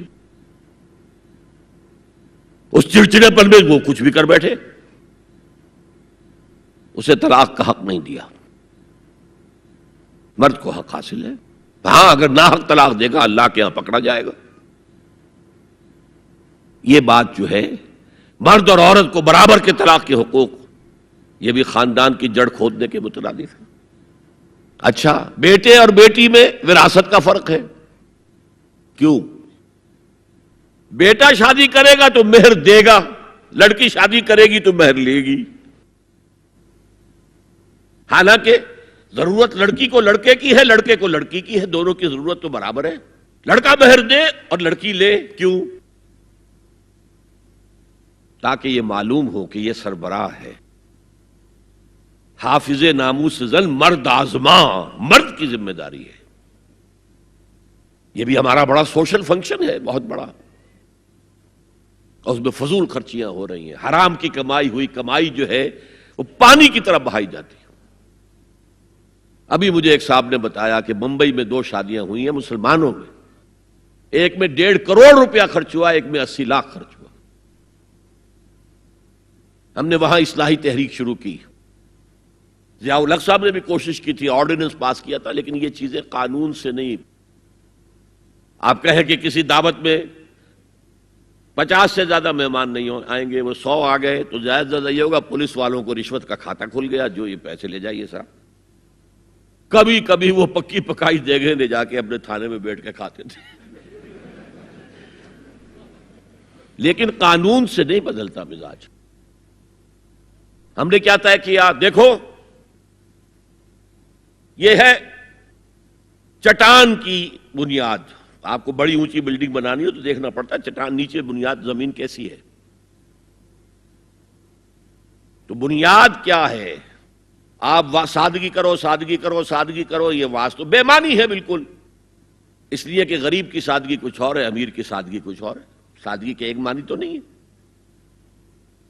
لہذا کوئی جو ہے راک فاؤنڈیشن وہ تلاش کی جائے. وہ ہم نے کی تلاش. جو تقریب حضور سے صحابہ سے ثابت ہے ضرور کرو ضرور کرو ضرور کرو. عضوا علیہا بالنواجذ، اپنے دانتوں سے پکڑ لو اس کو. اور جو تقریب ثابت نہیں حضور سے اور صحابہ سے، یقیناً یہ کہیں باہر سے آئی ہے. یا تو ہمارا خاندانی پس منظر جو ہے، اکثر تو ہندوؤں سے مسلمان ہوئے، وہ سادات ہوں، صدیقی ہوں، فاروقی ہوں، عثمانی ہوں، وہی ہیں نا جو باہر سے آئے تھے. باقی تو اکثریت یہیں سے، وہ اپنا ہندوانہ پس منظر لے کر آئے. تو جس کا ثبوت صحابہ کے دور میں نہیں، وہ یقیناً باہر سے آئی ہوئی چیز ہے. اس میں پھر سادگی نہیں، اس میں کمی نہیں، جڑ سے کاٹو اس کو. اس بنیاد پر ہم نے 5 فیصلے کیے ہیں. ذرا سن لیجئے آپ بھی، اگر آپ کوئی سوشل ورک کرنا چاہیں اس کو عام کریں. نمبر 1، نکاح مسجد میں. حدیث موجود ہے، ترمذی شریف کی روایت، اعلنوا ھذا النکاح واجعلوہ فی المساجد. نکاح کا اعلان عام کیا کرو، مسجدوں میں منعقد کیا کرو. میں حیران ہوتا ہوں کیوں نہیں علماء کرام نے اس کی طرف توجہ دلائی. حدیث ہے. ہاں میں مانتا ہوں ان کا کہنا یہ ہے کہ یہ یہاں جو امر ہے کہ مسجد میں منعقد کرو، یہ امر وجوب کے لیے نہیں ہے، استحباب کے لیے. مستحب ہے یہ کہ مسجد میں. تو بھائی مستحب کیوں چھوڑ رہے ہو تم؟ وہ اس لیے چھوڑنا پڑتا ہے، مولوی بیچارے کی حیثیت ہے ہی نہیں معاشرے میں کہ وہ کہے جناب یہاں آئیے میرے پاس، میں نہیں آؤں گا آپ کے گھر نکاح پڑھانے کے لیے. وہ اپنا رجسٹر بغل میں دبائے بیٹھا سوکھتا رہتا ہے. وہ تو آنی تھی بارات عصر کے وقت، مغرب بھی جا رہی، آئی نہیں، وہ بیٹھا غریب. پہلے 20-30 روپے ملتے تھے، اب 200 300 400 ملتے ہیں. اور کیا ہے؟ میں نے انہیں یاد دلایا دیکھو شرم کرو. عیسائیوں نے آج تک اپنے چرچ کی اور اپنے پادری کی عزت یہ رکھی ہے کہ شہزادے اور شہزادی کی شادی ہوگی وہ بھی پادری چرچ میں آئیں گے. شہزادے کی شادی ہو رہی ہے تو جو ان کی پارلیمنٹ کے ساتھ ہے چرچ، وہاں شادی ہوگی. وہاں پردہ نہیں ہے، لڑکا لڑکی دونوں آمنے سامنے کھڑے ہو کر قول و قرار کریں گے. ہمارے ہاں پردہ ہے تو اس لیے لڑکی کے گھر بھی جائیں گے تو لڑکی تو محفل میں نہیں آئے گی. لڑکی کا ایک وکیل ہوگا، وہ وکیل اجازت لے کر آئے گا، 2 اس کے گواہ ہوں گے، ان کے سامنے اجازت لی گئی، پھر وہ نکاح خواہ کو اجازت دیں گے، وہ نکاح پڑھا دیں گے. پہلی بات یہ ہو گئی کہ نکاح مسجد میں. نمبر 2، نکاح کے موقع پر کوئی دعوت طعام نہیں، کوئی ثابت نہیں. دعوت طعام صرف ایک ہے، وہ ولیمہ ہے. اور اس قدر معقول بات ہے، سب باپ اپنے سینوں پر ہاتھ رکھ کر سوچیں اور میری بات سنیں. کیا بیٹی کو گھر سے رخصت کرنے کا وقت جو ہے وہ خوشی کا وقت ہوتا ہے؟ جب بیٹی گھر سے جا رہی ہو، کوئی جانور بھی آپ قربانی کے لیے، کوئی مینڈھا کو بکرا لے آئیں 8-10 دن پہلے اور بچے مانوس ہو جائیں تو وہ جب آپ ذبح کرتے ہیں تو پچھاڑے کھاتے ہیں کہ نہیں بچے؟ اور یہ لخت جگر ہے، نور چشم ہے، 18 20 22 برس گھر میں رہی ہے، وہ جا رہی ہے. خوشی نہیں ہے وہاں، صرف یہ ہوتا ہے اے سائی آف ریلیف کہ ایک ذمہ داری کا بوجھ تھا، اللہ نے آج پورا کرا دیا، اتروا دیا بوجھ. پھر بھی اندیشہ ہوتا ہے، پتہ نہیں مزاج ملے نہ ملے. نئے ماحول میں جا رہی ہے، وہاں جا کر ایڈجسٹ ہو یا نہ ہو، اندیشے پھر بھی ہوتے ہیں ذہن کے اندر. تو ان سے مرغ پلاؤ کھانا اور متنجن کھانا کوئی معقول بات نہیں ہے. معقول بات کیا ہے؟ لڑکا، اس کا گھر آباد ہوا ہے، وہ ولیمہ کرے، اس پر باقاعدہ احادیث اولبو ولو بشاتن، ولیمہ ضرور کرو چاہے ایک ہی بکری ہو تمہارے پاس، ذبح کرو، کاٹو، کھلاؤ گوشت اپنے دوستوں کو، احباب کو. یہاں تک کہا کہ بیسا طعام الولیمہ، برا کھانا ہے ولیمے کا کہ اس میں غریبوں کو نہیں بلایا جاتا. ظاہر بات ہے مسلی کھلانے کے لیے تو ولیمہ نہیں ہوتا، اپنے احباب کو، دوستوں کو بلایا جاتا ہے. پھر بھی میں تم سے کہتا ہوں کہ جسے ولیمے کے لیے بلایا جائے وہ اگر نہیں جائے گا تو اللہ اور اس کے رسول کے حکم کی نافرمانی کرے. تو جس رسول نے اتنی تفصیل سے حکم دیا ہو ایک دعوت کا، وہ دوسری دعوت میں بھی خیر ہوتا نہ بیان کرتا. جب نکاح مسجد میں اور کوئی دعوت طعام نہیں تو بارات کا تصور خلاص. بارات کس بلا کا نام ہے؟ قرآن میں تو کوئی ذکر ہی نہیں، عربی میں یہ لفظ ہی نہیں. اجتماعی طرفین مسجد میں ہوا، نکاح ہوا. لڑکی کو، حضرت فاطمہ کو رضی اللہ تعالی عنہا، کچھ خواتین جا کر چھوڑ آئی تھی اس حجرے میں جو ایک انصاری صحابی نے حضرت علی کو دیا تھا. ان کا تو کوئی گھر بھی نہیں تھا. کوئی حضرت علی آئے ہوں اور آ کر وداع کرا کے لے کے گئے ہوں، کچھ بھی نہیں. چوتھی چیز، جہیز کا کوئی تصور اسلام میں نہیں. خالص ہندوانہ رسم، خالص ہندوانہ رسم، خالص ہندوانہ رسم. ہندوؤں میں کیوں ہے؟ وہ اس لیے ہے، معقول بات ہے کہ لڑکی کا وراثت میں کوئی حصہ ہے ہی نہیں. وہ تو جب گھر سے نکل رہی ہے کچھ دے دلا کے رخصت کر دو. دان دہیج یہ خیرات ہے، لڑکی کا حق کوئی نہیں ہے گھر پر. اسلام میں تو لڑکی وارث ہے. والد فوت ہوں گے، وراثت تقسیم ہوگی. والدہ فوت ہوں گی، کوئی ان کی ہے ملکیت، وہ تقسیم ہوگی. شادی کے موقع پر کوئی جہیز اسلام میں نہیں، قطعاً نہیں. غلطی سے حضرت فاطمہ کے جہیز کو جہیز کہہ دیا گیا. وہ جہیز کیا تھا؟ ایک پیسہ بھی حضور کے اپنی جیب سے نہیں تھا. اس شادی میں خاص بات کیا تھی کہ دولہا کے ولی بھی حضور ہی ہے. اور کون ہے؟ علی کا کون تھا مدینے میں؟ اور دلہن کے والد بھی حضور ہیں. اب حضور پوچھتے ہیں حضرت علی سے، تمہارے پاس مہر دینے کے لیے کچھ ہے؟ عرض کیا میرے پاس تو کچھ نہیں. وہ فقراء صحابہ میں سے تھے. فرمایا مہر تو دینا ہے. تمہارے پاس ایک زرہ ہوتی تھی؟ جی ہاں زرہ تو ہے. انہوں نے یہ سمجھا زرہ تو جہاد کے لیے ہے، کوئی وہ دولت تو نہیں ہے. فرمایا جاؤ اسے بیچو یا گروی رکھ کے قرض لے کر آؤ. وہ گئے، حضرت عثمان نے خرید لی اور کچھ دنوں کے بعد واپس کر دی ہدیتاً. یہ زرہ میں ہدیہ آپ کو کر رہا ہوں. اس وقت اگر کہتے چھوڑو علی، کہاں تو لو میں پیسے دے دیتا ہوں تمہیں، تو ان کی طبیعت پر بار ہوتا. اس پیسے سے حضور نے کچھ پیسے گھر بھیجے اندر، دلہن کو ذرا تیار کر دو. اور کچھ پیسوں سے وہ ایک گدا جس میں کھجور کی کھال بھری ہوئی تھی اور 2 تکیے جس میں کھجور کی کھال بھری ہوئی تھی. ایک مشکیزہ، کنویں سے پانی تو لانا ہی ہے نا. ایک چکی، جو ہو یا گیہوں ہو پیسنا تو ہے نا. کوئی 1-2 برتن اور. اللہ اللہ خیر صلی اللہ. یہ تھا جسے جہیز کہتے ہیں، جس میں ایک پیسہ بھی حضور کا شامل نہیں ہے. وہ حضرت فاطمہ کا مہر تھا جسے بنایا گیا.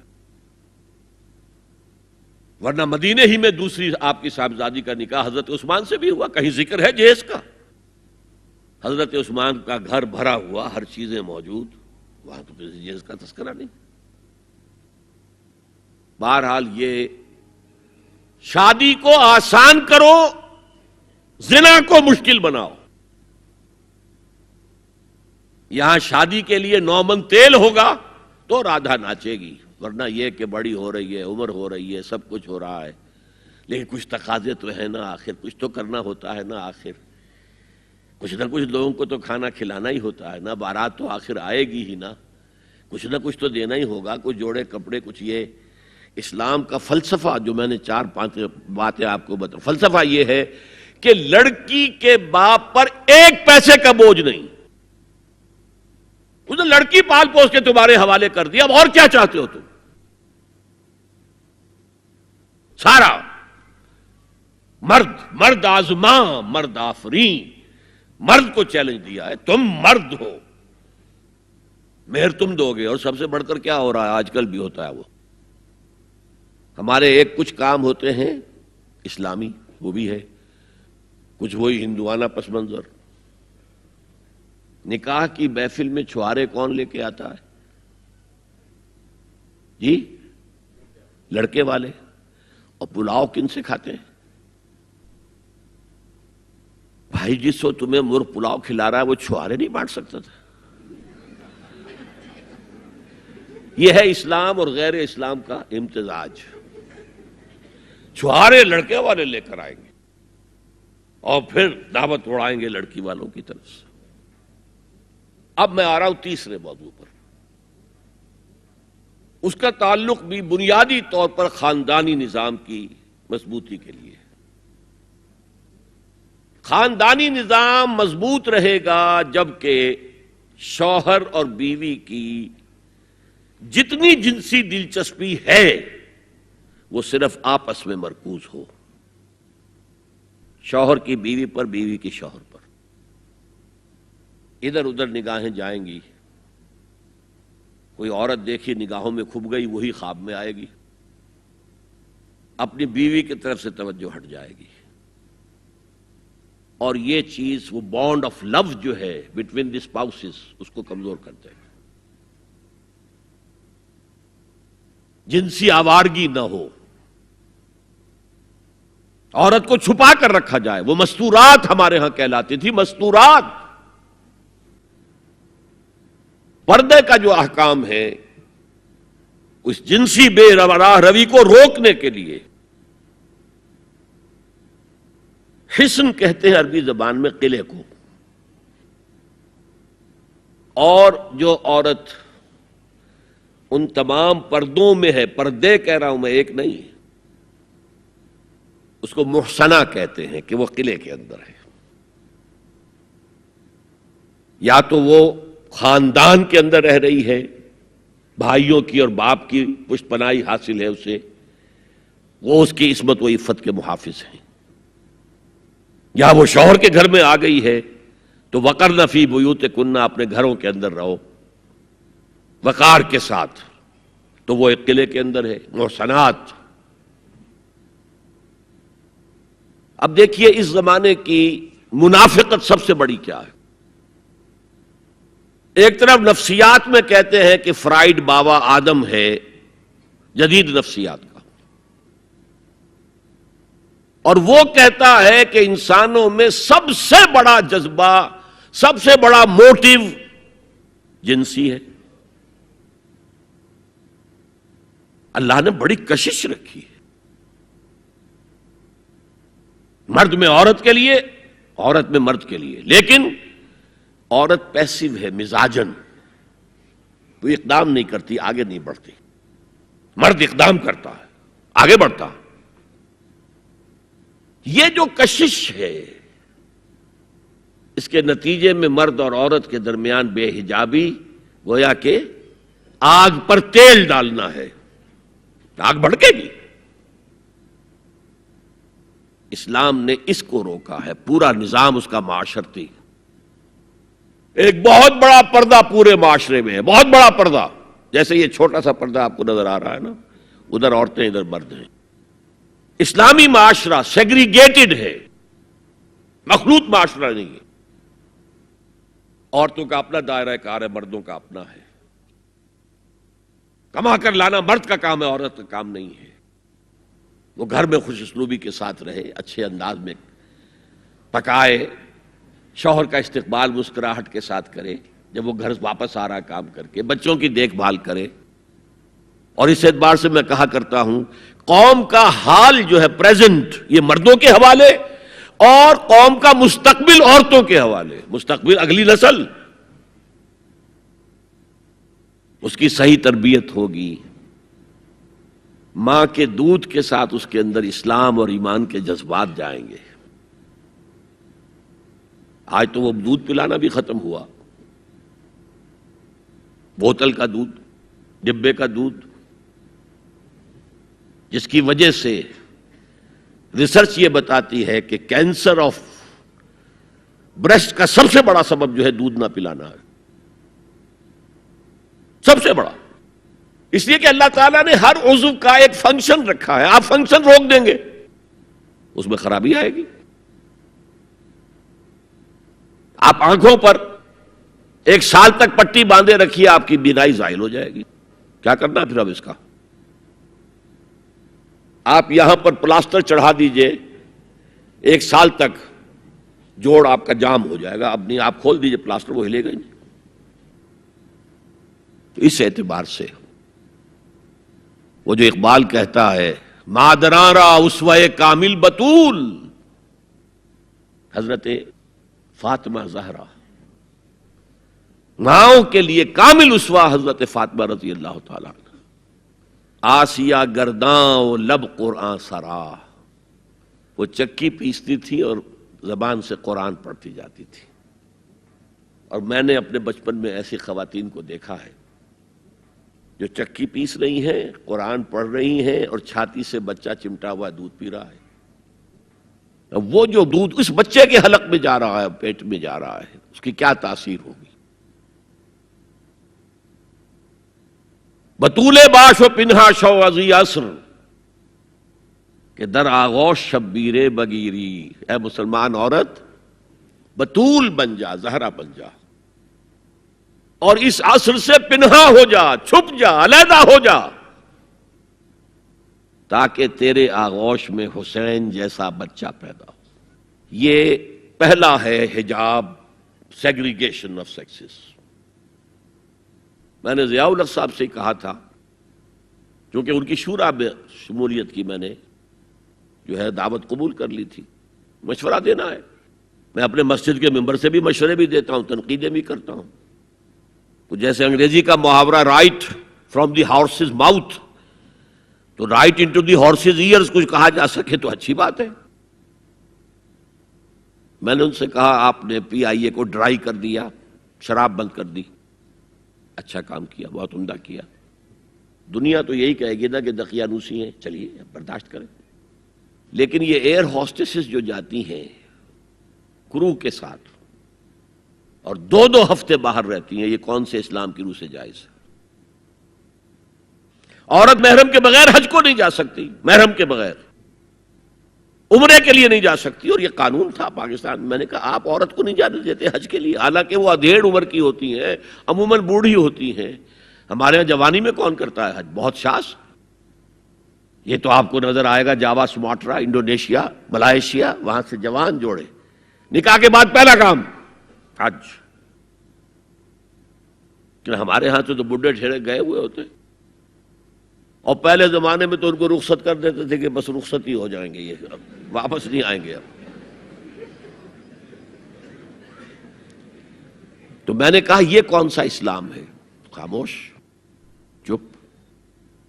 میں نے کہا یہ ناشتے کی ٹرے اور کھانے کی ٹرے مرد نہیں رکھ سکتے سامنے۔ میرے خلاف باقاعدہ خواتین نے جلوس نکالے پاکستان میں جب میں نے پردے کی بات کی۔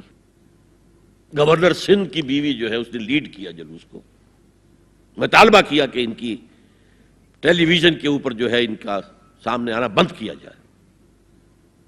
میں نے کہا ٹھیک ہے۔ بدا الاسلام غریبا ویسعود کما بدا فطوبی للغرباء۔ اسلام شروع ہوا تھا تو اسی حالت میں تھا کہ کوئی اس کو جانتا پہچانتا نہیں تھا، پھر جب اسلام غالب ہو گیا تو طاقتور کے تو سبھی دوست تھے، سبھی پہچاننے والے، لیکن ان قریب اسلام پھر غریب ہو جائے گا۔ تو جو اسلام کی غربت کے ساتھ خود غریب ہو جائیں ان کے لیے مبارکباد۔ اسلام کا دامن نہ چھوڑیں، چاہے انہیں کہا جائے کہ یہ تو بڑے ہی دقیانوسی لوگ ہیں، بڑے کٹر لوگ ہیں۔ میں نے اس زمانے میں چیلنج کیا تھا، مجھے بتاؤ کیا فرق واقع ہوتا ہے؟ آپ کہیں گے عورتوں کو اگر ہم گھر میں بٹھائیں تو ہماری اکانومی سفر کرے گی، آدھی ہماری جو ہے لیبر وہ کام نہیں کرے گی۔ میں نے کہا where there's a will there's a way۔ Cottage industry کا انتظام کرو، نمبر 1، گھروں میں بیٹھ کر کام کریں۔ دوسری جنگ عظیم کے دوران ایک بڑا علاقہ تھا دلی میں جس کا ہر گھر کارخانہ بنا ہوا تھا، کرخندار، یہ ایک قوم کا نام پڑ گیا، کرخندار۔ چھوٹی چھوٹی مشینیں لگی، کہیں بٹن بن رہے ہیں، کہیں بکسوئے بن رہے ہیں، کہیں نکریں سل رہی ہیں، کہیں پینٹیں سل رہی ہیں، کہیں جو ہے کرتے سل رہے ہیں، قمیضیں۔ صبح کے وقت ٹرک آیا، خام مال دے گیا، شام کو آیا، تیار مال لے گیا۔ عورت نہ گھر سے نکلی نہ باہر گئی، کچھ نہیں، اور کام کیا، کما لیا۔ کاٹیج انڈسٹری کا انتظام کرو۔ اسی طریقے سے ایسے یونٹ بناؤ انڈسٹریل جس میں عورتیں کام کریں، عورتیں سپروائز کریں، ورکنگ آورز کم رکھو تاکہ وہ اپنے گھر کا کام بھی کر سکیں۔ کرو۔ عورتوں کے ہسپتال میں عورتیں مرد، عورتیں مریض، عورتیں ڈاکٹر، عورتیں مریض، عورتیں نرسز۔ مردوں کے ہسپتال میں فیمیل نرسز کا کیا کام ہے؟ کیا میل نرسز نہیں ہوتے؟ اور کیا آرمی کے اندر جو فارورڈ یونٹس ہوتے ہیں کہ جو جاتے ہیں محاذ کے اوپر، ان میں کوئی عورت نرس جاتی ہے؟ میل نرسز جاتے ہیں، حالانکہ سب سے زیادہ نرسنگ کی ضرورت وہاں ہوتی ہے۔ کسی کا بازو اڑ گیا ہے، کسی کی ٹانگ اڑ گئی ہے، کسی کی پیٹ میں آ کر کسی بم کا ٹکڑا جو ہے لگایا، انتڑیاں باہر نکلی ہوئی ہیں، تو نرسنگ سب سے زیادہ وہاں ضروری ہے۔ وہاں تو فیمیل نرسز نہیں ہوتی، میل ہوتے۔ سیگریگیشن، سیگریگیشن، سیگریگیشن، یہ آگ اور پانی کا ملاپ درست نہیں ہے۔ تو بڑا، سب سے بڑا پردہ تو یہ ہے۔ دوسرا پردہ، دوسرا قلعہ، گھر کی چار دیواری۔ وَقَرْنَ فِي بُيُوتِكُنَّ وَلَا تَبَرَّجْنَ تَبَرُّجَ الْجَاهِلِيَّةِ الْأُولَىٰ۔ قرار پکڑو اپنے گھروں میں، وقار کے ساتھ رہو، ٹھہری رہو اپنے گھروں میں، اور بند سمر کر باہر نہ نکلو جیسے کہ تم جاہلیت کے دور میں نکلتی تھی۔ اس کو ہمارے ماڈرن لوگ کہہ دیتے ہیں یہ تو صرف ازواج مطہرات کے لیے تھا، اس سے بڑی جہالت کوئی نہیں ہو سکتی۔ دیکھیے ایک نکتہ، یہ شاید پہلے کبھی آپ کے ذہن میں نہ آیا ہو، ازواج مطہرات سے خاص کیوں خطاب کیا گیا؟ اس کی وجہ ہے اسی سورہ احزاب میں جس میں یہ مضمون آیا ہے وَقَرْنَ فِي بُيُوتِكُنَّ وَلَا تَبَرَّجْنَ تَبَرُّجَ الْجَاهِلِيَّةِ الْأُولَىٰ، اسی میں آیت آئی ہے لَقَدْ كَانَ لَكُمْ فِي رَسُولِ اللَّهِ أُسْوَةٌ حَسَنَةٌ۔ مسلمانوں تمہارے لیے اللہ کے رسول کی شخصیت کے اندر ایک نہایت عمدہ نمونہ ہے، اور یہ معجزہ ہے۔ مردوں کی ہر حیثیت کے لیے اسوہ ہے محمد صلی اللہ علیہ وسلم۔ امام کے لیے آپ کا اسوہ ہے کہ نہیں؟ مسجد نبوی کے امام تھے کہ نہیں؟ مبلغ کے لیے ہے کہ نہیں؟ سب سے بڑا کام تو آپ کا تبلیغی تھا۔ مزکی اور مربی کے لیے ہے کہ نہیں؟ باپ کے لیے ہے یا نہیں؟ شوہر کے لیے ہے یا نہیں؟ سپہ سالار کے لیے ہے یا نہیں؟ قاضی القضات کے لیے ہے یا نہیں؟ مرد کی ہر حیثیت کے لیے اسوہ ہے۔ آخر عورت کی نسوانی زندگی کے لیے تو حضور رسوا نہیں بن سکتے، یہ خلا ہے۔ مرد کے لیے کامل اسوہ، عورت کے لیے بھی اسوہ، لیکن اس کی خاص نسوانی زندگی کے لیے اسوہ نہیں۔ اس خلا کو پر کیا ازواج مطہرات سے۔ لستن کاحد من النساء، اے محمد کی بیوی تم عام عورتوں کے مانند نہیں ہو۔ پھر جو احکام دیے گئے ہیں وہ سب کے لیے ہیں، لیکن اس میں چیریٹی بگنز ایٹ ہوم، گھر سے شروع کرو۔ سب سے پہلے خواتین، حضور کی بیویاں جو ہے وہ مخاطب ہیں۔ اور اے مسلمانوں، اگر حضور کی بیویوں سے کوئی چیز مانگنی ہو تو حجاب کے پیچھے سے مانگو، رو در رو مت ہو۔ فَاسْأَلُوهُنَّ مِنْ وَرَاءِ حجاب، یہ دوسرا قلعہ ہو گیا۔ حافظ ناموس زن، مقصد کیا ہے؟ عورت کی عزت، عورت کی عصمت، عورت کی عفت کی حفاظت۔ تیسرا جسے ہم ستر کہتے ہیں، عورت گھر میں بھی ہے، گھر میں ہے، اور وہاں صرف محرم آئیں گے، نامحرم نہیں آئیں گے. محرموں کی اتنی لمبی لسٹ دی گئی ہے، اللہ نے کس لیے دی ہے؟ کیا قرآن مجید میں لفاظی ہے؟ ایک ایک لفظ گنجینہ معنی کا طلسم اس کو سمجھیو جو لفظ کے غالب میرے اشعار میں آوے. غالب نے تو تعلی کی ہے، اللہ کے کلام میں تو یہ بات صحیح ہے نا. گھر کے اندر نامحرم نہیں آئے گا. گھر میں اگر وہی ایک بیٹی تھی جو آپ نے اپنے داماد کو دے دی ہے اور کوئی اور بیٹی نہیں ہے تو داماد گھر میں آ سکتا ہے ورنہ نہیں آ سکتا. سالی سے اس کا پردہ ہے، دیور سے بھابھی کا پردہ ہے، چچا زاد بھائی بہنوں کا پردہ ہے. چچا سے پردہ نہیں ہے، ماموں سے پردہ نہیں ہے، چچا زاد پردہ ہے، ماموں زاد پردہ ہے، خالہ زاد پردہ ہے، پھوپھی زاد پردہ ہے. یہ سارے احکام کس لیے دیے گئے؟ گھر کے اندر بھی ستر اور نگاہیں نیچی. مولانا حمید الدین فراہی نے ایک نکتہ بیان کیا کہ سورہ احزاب میں جو پردے کا بیان ہے وہ ہے گھر سے باہر کا پردہ. جب اے نبی کہہ دیجئے قل لازواجک و بناتک و نساء المؤمنین یدنین علیہن من جلابیبہن. جلباب کہتے تھے ایک بڑی چادر. کوئی عربوں کی تہذیب میں موجود تھی دو چیزیں. گھر میں ان کے ایک دوپٹہ ہوتا تھا جسے خمار کہتے تھے. خمار، خمرہن کا لفظ آیا ہے سورہ نور کے اندر. گھر سے باہر نکلتی ہوئی وہ اپنا پورا وجود ایک چادر میں لپیٹ لیتی تھی لیکن چہرے کا پردہ نہیں تھا. اب فرمایا گیا اے نبی اپنی بیویوں سے اور اپنی بیٹیوں سے اور اہل ایمان کی بیویوں سے. اب بات آگے بڑھ رہی ہے، اہل ایمان کی بیویاں شامل ہو گئی اس لیے کہ تو ساری بات ہی ازواج مطہرات سے جو ہو رہی ہے اس لیے ہو رہی ہے کہ وہ اسوہ بنے مسلمان خواتین کے لیے. ان سے کہہ دیجئے وہ اپنی چادروں کے پلو لٹکا لیا کریں. یہ جو گھونگھٹ کا تصور بعد میں ہوا ہے یہ ہے تیسرا پردہ. ستر کی حد تک ہے ستر آپ نے، اور اس میں بھی کیسے کیسے احکام دیے گئے. لباس وہ پہنو جو ڈھیلا ہو، تنگ نہ ہو، ٹائٹ نہ ہو، جو جسم کے نشیب و فراز کو واضح کر رہے ہو. اتنا باریک نہ ہو کہ جسم جھلک رہا اس میں سے. اور اس پر اضافہ وَاضْرِبْنَا بِخُمُرِهِنَّ عَلَى جُيُوبِهِنَّ. اپنے گریبانوں کے اوپر اپنی اوڑھنیوں کے، یہ خمار آ گیا جو اوڑھنی ہوتی ہے اس کے بکل مار لو تاکہ نسوانی حسن کا ایک بڑا حصہ ہے یہ چھاتی جو ہے اس کو اور ایک کور ایڈیشنل مل جائے. کرتا تو ہے ہی لیکن وَاضْرِبْنَا بِخُمُرِهِنَّ، خمار کی جمع خمر. سورہ احزاب میں آیا جلابیب، جلباب کی جمع وہ بڑی چادر جس میں لپٹ کر گھر سے نکلتی تھی. لیکن یہ کہ یہاں پر خمرہن، خمار کہتے ہیں اوڑھنی کو جو گھر میں بھی استعمال ہوتی ہے، تو وہ سر پر بھی ہو اور اس کا ایک بکل جو ہے تمہاری سینے پر بھی آ جائے، ایڈیشنل کورنگ. اس کے باوجود بھی نگاہیں نیچی رکھو.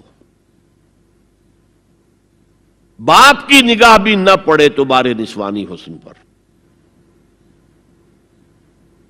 وہ بھی مرد ہے. بھائی کی نگاہ نہ پڑے. اہل ایمان تم بھی اپنی نگاہیں نیچی رکھو اور اہل ایمان عورتوں تم بھی اپنی نگاہیں نیچی رکھو. اور آج انسسٹ جو ہے، باپ کا بیٹی سے ملوث ہو جانا اور بیٹے سے ماں کا ملوث ہو جانا اور بہنوں اور بھائیوں کے درمیان، یہ اس قدر پھیل چکا ہے. امریکہ کے اندر وہاں سب سے مہنگے ڈاکٹر جو ہے وہ سائیکیٹرسٹ ہیں، سب سے مہنگی دوائیاں جو ہیں وہ دماغ امراضی کی ہیں. اور وہ سائیکیٹرسٹ کہتے ہیں کہ انسسٹ جو ہے، حرام رشتوں کے اندر جو ہے اگر زنا کا معاملہ ہو رہا ہو تو یہ سب سے بڑا سبب ہے دماغی امراض کا اس معاشرے کے اندر. فطرت کے خلاف جو کام ہوتا ہے طبیعت یہ بات تو کرتی ہے نا، شوق تو ہوتا ہے، پھر دماغی توازن کھو بیٹھتے ہیں. یہ ہے 3 پردے ہیں مسلمان عورت کے، جس کو آج بالکل ختم کرنے پر مغرب تلا ہوا ہے، اس لیے کہ کسی بلی کی دم کٹ جائے تو وہ چاہے گی کہ سب کی کٹ جائے۔ ان کا بیڑا غرق ہو چکا ہے، ان کی تہذیب ختم ہو چکی ہے، تہذیب نہیں ہے آج ان کے پاس، خاندانی نظام ختم ہو چکا ہے۔ بوڑھے والدین کو لے جا کے اولڈ ہاؤسز کے اندر پھینک دیا، اور وہ سال بھر ترستے رہتے ہیں، کوئی نہ بیٹا آتا ہے نہ بیٹی آتی ملنے کی۔ بس ٹھیک ہے نا، ہم نے فریج دے رکھا ہے، سب کچھ سامان وہاں پہ ہوتا ہے، ٹیلی ویژن دے رکھا ہے، اپنا وقت گزاریں، اپنے بیٹوں بیٹیوں کو دیکھنا نصیب نہیں ہے۔ اب تو یہاں تک نوبت آئی ہے کہ پہلے کم سے کم یہ ہوتا تھا کہ کرسمس پر یقینی ہو جاتا تھا کہ بیٹا بیٹی ملنے آئیں گے، اب وہ بھی نہیں ہے۔ خاندانی نظام کیسے قوی ہوگا؟ لڑکا ایک خاص عمر کا ہوا، جاؤ اب نکلو گھر سے، اب جاؤ اپنی کوائی کرو اور کھاؤ، ہم سے معاملہ ختم ہے۔ لڑکی جاؤ، تو ظاہر بات ہے کہ لڑکا لڑکی بھی پھر وہی کریں گے، بعد میں اٹھا کر پھینکیں گے آپ کو، گھر میں نہیں رکھ سکتے، ہماری آزادی میں مخل ہوتے ہیں۔ تو معاشرتی نظام، میں نے آپ سے عرض کیا، پہلا اصول کیا تھا؟ تمام انسان مساوی، اور اس پر گواہی میں نے کس کی دی؟ شاتم رسول ایچ جی ویلز کی۔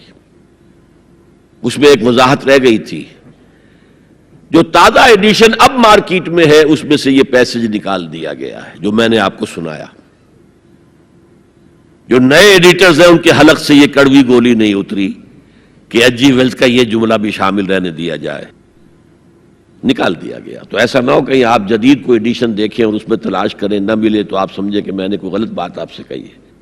لائبریریوں میں پرانے ایڈیشن مل جائیں گے، جائیے اور دیکھیے، a concise history of the world میں جو حضور کا چیپٹر ہے کھول کر پڑھیے، آپ کو مل جائے گا جملہ۔ Although the sermons of human equality, fraternity and freedom were said before also, and we find a lot of such sermons in Jesus of Nazareth, but it must be accepted that it was Muhammad sallallahu alaihi wasallam who for the first time in human history established a society based on these principles. اور یہ مساوات انسانی مرد اور عورت کے درمیان بھی ہے، فرق انتظامی ہے، سو نوٹ کر دیجئے۔ ایک دفتر میں ایک افسر ہے، ایک کلرک ہے، ایک چپڑاسی ہے، بحیثیت انسان برابر ہے۔ اس انتظامی سٹرکچر میں تو برابر نہیں ہے۔ آفیسرز کے اختیارات کیا ہیں، چپڑاسی کے کیا ہیں، کلرک کے کیا ہیں، حالانکہ ایز سٹیزنز آف اسٹیٹ برابر ہے، ایک ووٹ اس کا ایک ووٹ اس کا ہے۔ کیا آفیسر کے 4 ووٹ ہیں؟ چپڑاسی کا 1 ہے؟ نہیں، 1 ووٹ برابر ہے۔ As citizens of the state they are equal, لیکن جہاں کام کر رہے ہیں وہاں تو ایکول نہیں ہے۔ یہ فرق ہے کہ جس کو دنیا ایکسپلائٹ کر رہی ہے، حالانکہ اس سے زیادہ لاجیکل بات اور کوئی نہیں ہو سکتی۔ ایک خاندان کا ایک سربراہ، کسی انسٹیٹیوشن کا ایک ہی سربراہ ہوگا، وزیر 10 رکھ لے، پرائم منسٹر تو 2 نہیں ہو سکتے، پرائم منسٹر 1 ہوگا، نائب صدر 10 رکھ لے، صدر تو 1 ہی ہوگا۔ انتظامی ہے، یہ نہیں ہے کہ عورت گھٹیا ہے، نہیں، مرد اور عورت مساوی ہے۔ آج میں آپ کو بتاتا ہوں کہ کتنی بڑی سازش اس وقت اس نظام کے خلاف ہو رہی ہے۔ دجالی فتنہ جو ہے، دجال اکبر جب آئے گا، ابھی میں اس کی بات نہیں کر رہا ہوں، ایک علیحدہ ایشو ہو جائے گا۔ دجالی فتنہ آ چکا ہے۔ جیسے حضور نے ایک مرتبہ رمضان مبارک کی آمد سے قبل شعبان کے آخری دن خطبہ دیا۔ خطبہ کیا تھا؟ یا ایھا الناس قد اظلکم شہر عظیم شہر مبارک، اے لوگوں تم پر ایک عظمتوں والا اور برکتوں والا مہینہ سایہ فگن ہو گیا ہے۔ آیا تو نہیں ابھی، شعبان کا دن ہے، سایہ آ گیا ہے۔ یہ انگریزی کے محاورے سے بات سمجھ میں آئے گی، coming events cast their shadows before. اسی طرح وہ شخص دجال تو ابھی نہیں آیا، دجالیت پوری آ چکی ہے۔ اور میں اس کا ذکر کر چکا ہوں لاہور میں ایک تقریر میں، 3 لحاف. جیسے ملیریا کا جب حملہ ہوتا تھا، اب تو بہت کم ہو گیا ملیریا، تو جو سردی چڑھتی تھی، کپ کپی ہوتی تھی، ایک رضائی ڈال دیجئے، دوسری ڈال دیجئے، تیسری ڈال دیجئے، تو 3 رضائیاں یا 3 لحاف گلوب کے گرد لپٹ گئے. دجالیت کے 3 شیڈز. سب سے اوپر سیکولرزم، سیاست سے، ریاست سے، سیاسی نظام سے، معاشرتی نظام سے، عدالتی نظام سے، قانون سازی سے کسی مذہب کا کوئی تعلق نہیں. آج پوری دنیا میں سیکولرزم ہے، تمام مسلمان ممالک میں سیکولرزم ہے. یہ دجالیت کا عظیم ترین کارنامہ ہے. بات لمبی نہ ہو تو میں صرف عرض کر دوں، یہ یہودیوں کی ایجاد ہے. یہودیوں نے امریکہ کا $1 بل، $1 کا نوٹ جو ہے ڈیزائن کیا ہے. بینکرز تو وہی تھے نا، اور آج بھی اصل طاقت بینکرز کے پاس ہے. امریکی حکومت $1 کی جو ہے ٹریلینز آف ڈالرز کی مقروض ہے بینکوں کی، اور بینک یہودیوں کے. اس آپ نے کبھی دیکھا ہو $1 بل، احرام مصر کی تصویر بنی ہوئی؟ کیا تعلق ہے امریکہ کا احرام مصر سے؟ اوپر ایک آنکھ بنی ہوئی ہے، دجال کی وہ ایک آنکھ کانی. نیچے کیا لکھا ہے؟ آرڈس نووس سیکولورم، نیو سیکولر آرڈر ہم نے قائم کرنا ہے دنیا میں. یہ 1776 کی بات ہے، اور 1991 میں پہلی مرتبہ صدر بش کی زبان سے الفاظ نکلے تھے، اس کے باپ کی زبان سے، جو موجودہ بش ہے، بش سینئر نے. اب دنیا میں نیو ورلڈ آرڈر قائم ہوگا. اصل میں وہ کس کا خیال ہے؟ یہود کا ہے. This new world order is going to be Jew world order. اور جو ہے بالکل ایک مائنورٹی، مائنیوٹ مائنورٹی. کل دنیا میں 1 کروڑ یا 1.25 کروڑ یا 1 کروڑ 30 لاکھ 13 ملین بس. تو اگر مذہب اور ریاست کا کوئی تعلق ہو تو ان کی کیا حیثیت ہے؟ اور جب مذہب ایک طرف رکھ دیا گیا تو برابر کے شہری ہے.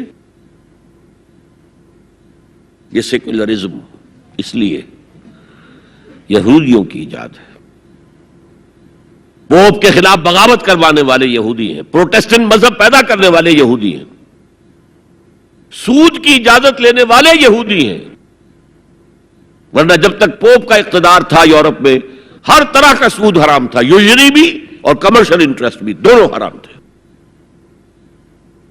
یہ لیا گیا ہے اجازت کیلوین کے ذریعے سے کتاب لکھوا کر. اور انگلستان نے پہلا ملک جو ہے جس نے بغاوت کی پوپ کے خلاف، وہ انگلستان تھا.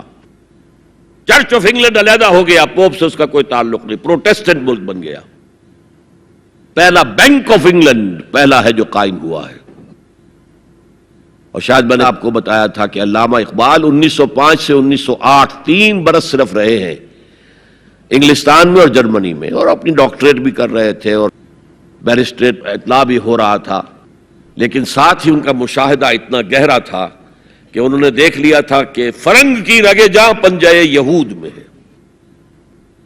اور اس وقت فرنگ کا امام کون تھا؟ برطانیہ. اب فرنگ کا امام کون ہے؟ امریکہ. اور اس کی رگے جاں پنجے یہود میں ہے. امریکہ کا کوئی صدر ہل نہیں سکتا. تو نمبر 1 تو سیکولرزم ایک لحاف ہے. نمبر 2 سود، جوا، منشیات کی ٹریڈ اور سیکس کو ایکسپلائٹ کر. ہر اشتہار میں عورت ہے. اللہ کے بندو سوچو یہ کیا ہو رہا ہے. عورت کی فوٹو کے بغیر موٹر سائیکل نہیں ہوگی، وہ بھی بیٹھی نظر آئے گی عورت. کوئی شے کسی شے کا اشتہار عورت ہوگی. عورت بک رہی ہے، بکری کا ذریعہ بن رہی ہے. وہ انٹرسٹ، جوا، فحاشی اور اس کی بنا پر آمدنی، اس سب کا لحاف ہے جو پوری دنیا کو اپنے لپیٹ میں لے چکا ہے. کوئی مسلمان ملک اس سے آزاد نہیں. دجالیت کے 2 لحاف. ہاں ابھی تیسرے نظام پر جو میں نے کہا تھا سب سے نیچے، خاندانی نظام ہے، آئلی قوانین ہے، معاشرتی نظام ہے، سیگریگیشن آف سیکسز ہے، سطر کے احکام ہیں، حجاب کے احکام، یہ سب سے نیچے. ابھی اس سطح پر مغرب میں تو بربادی آ چکی، لیکن ابھی مشرق میں یہ خاندانی نظام کچھ باقی ہے. کچھ شرم و حیا کی بھی کوئی نہ کوئی قدر ہے، کوئی عصمت و عفت کا بھی کوئی معاملہ ہے. عصمت فروشی کو بھی برا کام سمجھا جاتا ہے، والدین کی خدمت کرنے کو بھی اچھا سمجھا جاتا ہے. یہ ویلیوز ابھی ہیں، ویسے تو پورے ایشیا میں ہیں لیکن زیادہ مسلمانوں میں. قرآن مجید میں 5 جگہ اللہ کے حق کے بعد فوراً والدین کا حق ہے. وَقَضَىٰ رَبُّكَ أَلَّا تَعْبُدُوا إِلَّا إِيَّاهُ وَبِالْوَالِدَيْنِ إِحْسَانًا. تیرے رب نے فیصلہ کر دیا ہے کہ اس کے سوا کسی کی بندگی نہیں کرو گے اور والدین کے ساتھ نیک سلوک کرو گے. اللہ کے حکم کے بعد، اللہ کے حق کے بعد والدین کا حق ہے. سورہ لقمان میں انشکر لی ولوالدیک، شکر ادا کرو میرا بھی اور اپنے والدین کا بھی. اور سورہ بنی اسرائیل میں تو کیا تفصیل آئی ہے. اما یبلغن عندک الکبر احدہما او کلاہما فلا تقل لهما اف ولا تنہرهما وقل لهما قولا کریما واخفض لهما جناح الذل من الرحمۃ وقل رب ارحمهما كما ربیانی صغیرا. اگر تمہارے والدین میں سے ایک یا دونوں تمہارے پاس بڑھاپے کی عمر کو پہنچ ہی جائیں،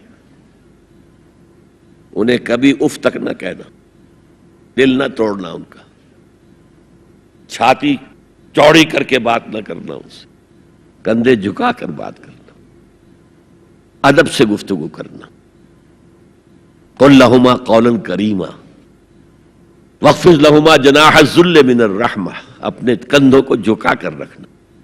اور پھر کہنا، اللہ سے دعا کرنا، رب ارحمہما کما ربیانی صغیرا، پروردگار میرے ان والدین پر رحم فرمائیو جیسے کہ انہوں نے مجھے پالا تھا جبکہ میں چھوٹا سا تھا. تو خاندان کے نظام کو مستحکم کرنے کے لیے 3 ڈائمنشنز ہیں. جیسے ایک کمرہ ہے، چوڑائی ہے، لمبائی ہے، اونچائی ہے. پہلے تو شوہر اور بیوی کے درمیان بانڈ آف لو. اب یہ شوہر اور بیوی پیرنٹس بن گئے ہیں، والدین بن گئے، اولاد آ گئی. سیکنڈ ڈائمنشن ایڈ ہو گئی، ادب، عزت. اور بہن بھائی ہے، اخوت، جس کو کہ وہ کہہ رہا ہے جی ویلز بھی، فریٹرنٹی. خاندان کا ادارہ مستحکم. یہاں ایک نقطہ اور بیان کر دوں. لیگل لیول پر بیوی کے حقوق کم ہیں، شوہر کے زیادہ ہیں. الرجال قوامون علی النساء، سیدھی سیدھی بات ہے اور ہمیں ڈٹ کر کہنا چاہیے. یہ اس سے زیادہ معقول بات کوئی نہیں. کسی ادارے کے 2 سربراہ برابر کے اختیارات والے نہیں ہو سکتے. لیکن اخلاقی طور پر جو ماں کا حصہ ہے، باپ کا حصہ اس سے 1/3 ہے. قرآن مجید میں آیا ہے نا، حملتہ امہ وہنا علی وہن وفصالہ فی عامین ان اشکر لی ولوالدیک. اسے اٹھائے رکھا اس کی ماں نے اپنے پیٹ میں، کمزوری پر کمزوری جھیل. کمزوری تو ہو رہی ہے، اس کا خون چوس رہا ہے اندر، جھونک جو ہے وہ چوس رہی ہے خون اس کا. اور سب ماؤں کو تو اتنی نرشمنٹ موجود نہیں ہوتی کہ آپ پریگننسی میں اس کے لیے ضروری نرشمنٹ فراہم کر دیں. وہنن علی وہن، کمزوری پر کمزوری جھیل کر بھی اپنے پیٹ میں اٹھائے رکھا. وفصالہ فی عامین، اور پھر دودھ چھڑانا ہوا 2 سالوں میں. وہ جھونک جو ہے وہ پھر اس کی چھاتیوں سے چمٹ گئی. لہذا اس کا حق 3 گنا زیادہ ہے باپ سے. ایک صحابی حضور سے پوچھتے ہیں، حضور میرے حسن سلوک کا اولین مستحق کون ہے؟ فرمایا تمہاری والدہ. پھر پوچھا ان کے بعد کون؟ پھر کہا تمہاری والدہ. پھر پوچھا ان کے بعد کون؟ پھر کہا تمہاری والدہ. پھر پوچھا ان کے بعد کون؟ تو کہا تمہارے والد. 3 درجے. اور یہ جو فرمایا الجنت تحت اقدام الامہات، جنت تو ماؤں کے قدموں تلے ہے، یہ باپ کے بارے میں تو نہیں فرمایا. یہ ہے ایکویشن، بیلنس. اسلام قسط کی بات کرتا ہے، انصاف کی بات نہیں کرتا. انصاف تو یہ کہ آدھی روٹی ادھر دے دو آدھی ادھر دے دو، انصاف ہے، یہ اچھی چیز ہے. یہ قسط یہ ہے کہ بوجھ اٹھانا ہے تو جو زیادہ قوی ہے اس کو زیادہ بوجھ دو اٹھائے، اور جو کمزور ہے اسے کم بوجھ دو. یہ قسط ہے. تو اسلام نے عورتوں پر ذمہ داریاں کم رکھی، ان کے اختیارات کم رکھے، لیکن اولاد پر حق ماں کا 3 درجے فائق رکھا. اور اس سے وہ خاندان کا ادارہ جو ہے مستحکم ہوتا ہے. تو آج کیا سازش چل رہی ہے؟ ویسٹ تلا ہوا ہے ایسٹ کے اندر بھی خاندانی نظام کو ختم کرنے پر. پہلے ایک کانفرنس ہوئی تھی، عالمی کانفرنس، ویمن فریڈم کی کانفرنس قاہرہ میں، پھر ہوئی بیجنگ کائرو، اور پھر بیجنگ +5 کانفرنس. بیجنگ کانفرنس کے 5 سال بعد یونائٹڈ نیشنز جنرل اسمبلی کے تحت ہوئی. اور ان سب کا مقصد کیا ہے؟ پروسٹیٹیوشن کو ایک باعزت پیشہ سمجھا جائے. یہ بھی محنت ہے نا. ایک مزدور اپنے جسمانی مسکولر طاقت استعمال کر رہا ہے، ویج لے رہا ہے. ایک عورت اپنے جن سے اس کو استعمال کر رہی ہے، لے رہی ہے. اب اس کا نام پتہ کیا رکھا گیا؟ Sex worker.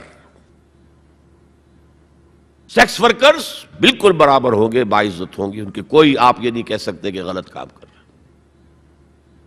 ہومو سیکسولیٹی کو بھی ایک نارمل ایٹیٹیوڈ قرار دیا جائے، یہ اب نارمل نہیں ہے. آپ کو معلوم ہے امریکہ میں، سویڈن میں تو بہت پہلے سے تھا، برطانیہ میں تھا، ہومو سیکسول میرجز. 2 مردوں کی شادیاں ہو رہی ہیں، ان میں سے ایک شوہر ہے اور ایک بیوی ہے، اور رجسٹر ہو رہی ہے شادی، رجسٹر. اب امریکہ میں بھی شروع ہو چکی ہے، کئی اسٹیٹس میں، کیلیفورنیا سے شروع ہوئی ہے، جو ہالی ووڈ اس کا گھر ہے. نمبر 3، طلاق اور وراثت میں مرد اور عورت برابر ہونے چاہیے. جب عورت چاہے طلاق دے دے. یہ نقشہ ہے جس کا نام پتہ کیا رکھا ہے؟ Social engineering program of the United Nations organization. یہ نیو انجینئرنگ ہے معاشرے کو. جیسے کہ کہا رومی نے، گفت رومی ہر بنائے کوہنا کا باداں کنند، تو نہ دانی اولا تعمیر را ویراں کنند. رومی نے کہا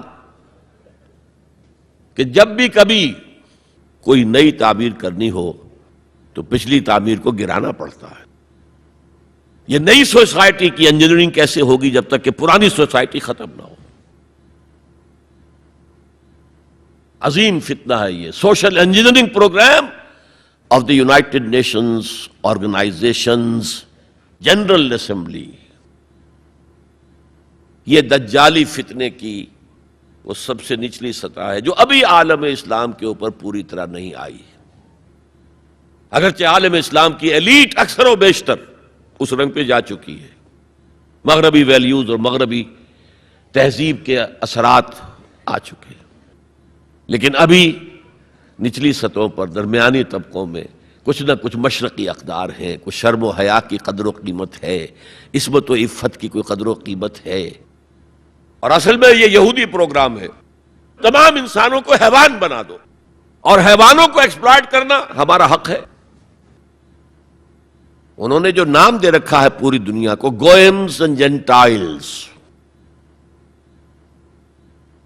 یہ جو ان کی کتاب تالمود ہے، یہ تورات کی باتیں نہیں جو میں بتا رہا ہوں، ان کی تالمود جو کہ فقہ کی کتاب سمجھ لیجئے، اس میں لکھا ہے کہ جب سوائے ہمارے فل ہیومن بینگ صرف ہم ہیں، باقی سب یہ حیوان ہیں انسانی شکل میں. اور حیوان کو استعمال کرنا انسان کا حق ہے. گھوڑے کو تانگے میں جوتیں گے بگی میں، ہمارا حق ہے. بیل کو آپ جوت دیں گے ہل میں، حق ہے. اسی طرح انسانوں کو ایکسپلائٹ کرنا ہمارا حق ہے. البتہ جیسے گھوڑے کو بھی کچھ دانہ ڈالیں گے شام کو تو اگلے روز استعمال کریں گے نا اسے، تو کچھ نہ کچھ انہیں بھی دینا چاہیے. تمام دنیا مزدور بن جائے، انسانی اخلاقیات ختم ہو جائیں اور یہ حیوانوں کی طرح کام کریں. البتہ اس میں سے ہم کچھ ان کو بھی دیں گے، باقی ملائی ہم کھسیٹ لیں گے اپنے بینکنگ کے نظام کے تحت. وہ حکومت اپنی پوری دنیا پر نہیں چاہتے. اصل میں یہ بات آئی گئی ہے تو عرض کر دوں، وہ کولونیلزم ختم ہو چکا ہے کہ انگریز یہاں آیا تھا اور ڈچ کہیں پہنچ گئے تھے، انڈونیشیا، سماٹرا، جاوا، اور کہیں فرانسیسی آ گئے تھے شام پر اس کا، اور الجزائر پر اس کا قبضہ تھا. یہ تھا ڈائریکٹ کولونیلزم. اب اس میں ہوتا کیا تھا؟ وقتاً فوقتاً بغاوتیں اٹھتی تھیں، لوگ مارتے تھے ان کو، یہ ان کو مارتے تھے. انہوں نے کہا یہ بستر تو لپیٹ دو، ایک نیا کولونیلزم شروع کر دو. ورلڈ بینک 1950 میں قائم ہو گئے. ہمیں آم کھانے ہیں، پیڑ گرنے سے کیا فائدہ؟ براہ راست حکومت کریں گے تو ریزنٹمنٹ ہوگی، وہ ہمیں ماریں گے، ہمیں بہت خرچ کرنا پڑے گا انہیں دبانے کے اوپر. کیا ضرورت ہے؟ پوری دنیا کو ایک گلوبل اکانومی کے شکنجے میں لے آؤ. World Bank and IMF، International Monetary Fund, ان کے شکنجے میں کس لو. بس سب کام کریں اور وہ بھی کھائیں، کچھ کھائیں تبھی تو اگلے روز کام کر سکیں گے. لیکن یہ کہ ہم کھینچ لیں گے. وہ جو سونے کی چڑیا تھی، اگر ہم ایسے ہی سونا کھینچ لیں اپنے گھروں میں بیٹھے ہوئے تو ہمیں کیا ضرورت ہے وہاں جائیں اور ان کو ماریں اور وہ ہمیں ماریں. یہ ہے یہود کا سوچ. ہاں گریٹر اسرائیل وہ بنانا چاہتے ہیں، اور ایک ہی سبب ہے عراق پر حملے کا، ایک ہی سبب ہے. It's the beginning of coming into existence of greater Israel. Sharon نے کہہ دیا تھا، یاد ہوگا شاید، ان قریب عراق پر ہمارا قبضہ ہوگا. گریٹر اسرائیل میں عراق شامل ہے. پہلے کہتے تھے دریائے فرات تک، اب کہتے نہیں، دریائے دجلہ تک، ٹائگرس تک، یوفریٹ سے آگے بڑھ کر تاکہ سارا جو بھی زرخیز دو آبا ہے وہ بھی ہمارے قبضے میں آ جائے. تو یہ تیسرے لیول کے اوپر جب انسان حیوان بن جائے، جب اس کو کوئی فرق کرنے کی ضرورت نہ ہو کہ یہ بیٹی ہے اور یہ بیوی ہے، کیا ضرورت ہے؟ حیوان کوئی فرق کرتے؟ جب ہم بھی حیوان ہی ہیں. ڈارون کے نظریے نے حیوان بنا دیا تو حیوان کوئی فرق کرتا ہے ماں بیٹی اور بیوی میں؟ ہم نے خامخواہ اپنے اوپر قدغنیں لگا رکھی ہیں. گو ہیڈ، جس طرح بھی چاہو اپنی سیکشول ارتھ کو پورا کرو. زنا تو ان کے ہاں پہلے بھی جرم نہیں تھا، زنا بالجبر جرم تھا. اور اب تاریخ نے عجیب کرشمہ دیکھا ہے. مسلمان ملک ترکی ہاتھ جوڑ رہا ہے کتنے سالوں سے کہ ہمیں بھی یورپین یونین میں شامل کر لو. وہ بار بار ٹھوکریں مارتے، دفع ہو جاؤ. اب انہوں نے کیا کیا ہے؟ یورپین یونین نے کہا تمہارے قوانین میں سے یہ قوانین جو ہیں ہمارے تصور کے خلاف ہیں. 181 قوانین میں انہوں نے ترمیم کر دی. Let it become compatible with the European Union's laws. آپ کو معلوم ہے محاورہ ہے، round peg in square hole fit نہیں ہوگا، یا square peg in round hole fit نہیں ہوگا. اس کے چاروں کونے تراش دو تاکہ جا سکے. اور سب سے بڑا جو مجھے صدمہ ہوا، اتا ترک کے اس ترکی میں زنا کوئی قابل سزا جرم نہیں تھا. اب یہ جو پارٹی آئی تھی، یہ کچھ کہا گیا تھا، کچھ اسلامی ذہن کے لوگ ہیں، یہ ہیں وہ ہیں، انہوں نے ایک بل جو ہے اپنی اسمبلی میں پیش کرنے کے لیے تیار کر لیا کہ زنا کو بھی قابل تعزیر جرم قرار دیا جانا چاہیے. یورپین یونین والوں نے شور مچا دیا، ایک طرف ہمارے ساتھ آنا چاہتے ہیں، دوسری طرف یہ کام کرنا چاہتے ہو، انہوں نے فوراً اپنا وہ بل واپس لے لیا۔ یہ حال ہے آج ہمارا، میرا یہ حال، بوٹ کی ٹو چاٹتا ہوں میں، اور ان کا یہ حکم دیکھ میرے فرش پر نہ رینگ، کیا کر رہا ہے؟ وہ بوٹ کی ٹو چاٹنے کے لیے فرش پر تو پڑنا ہی ہوگا نا، لیکن یہ کہ میرے فرش پر نہ رینگ، میرے قالین کو خراب نہ کر۔ اس تیسرا معاشرتی اور سماجی نظام کا معاملہ ہے کہ جو اس وقت ان کا ٹارگٹ ہے۔ اسی لیے میں نے اسے اپنی آج کی پوری گفتگو کا عنوان بنایا، سمجھیں کیا خطرات آ رہے ہیں، اپنی قدروں کی طرف پلٹے۔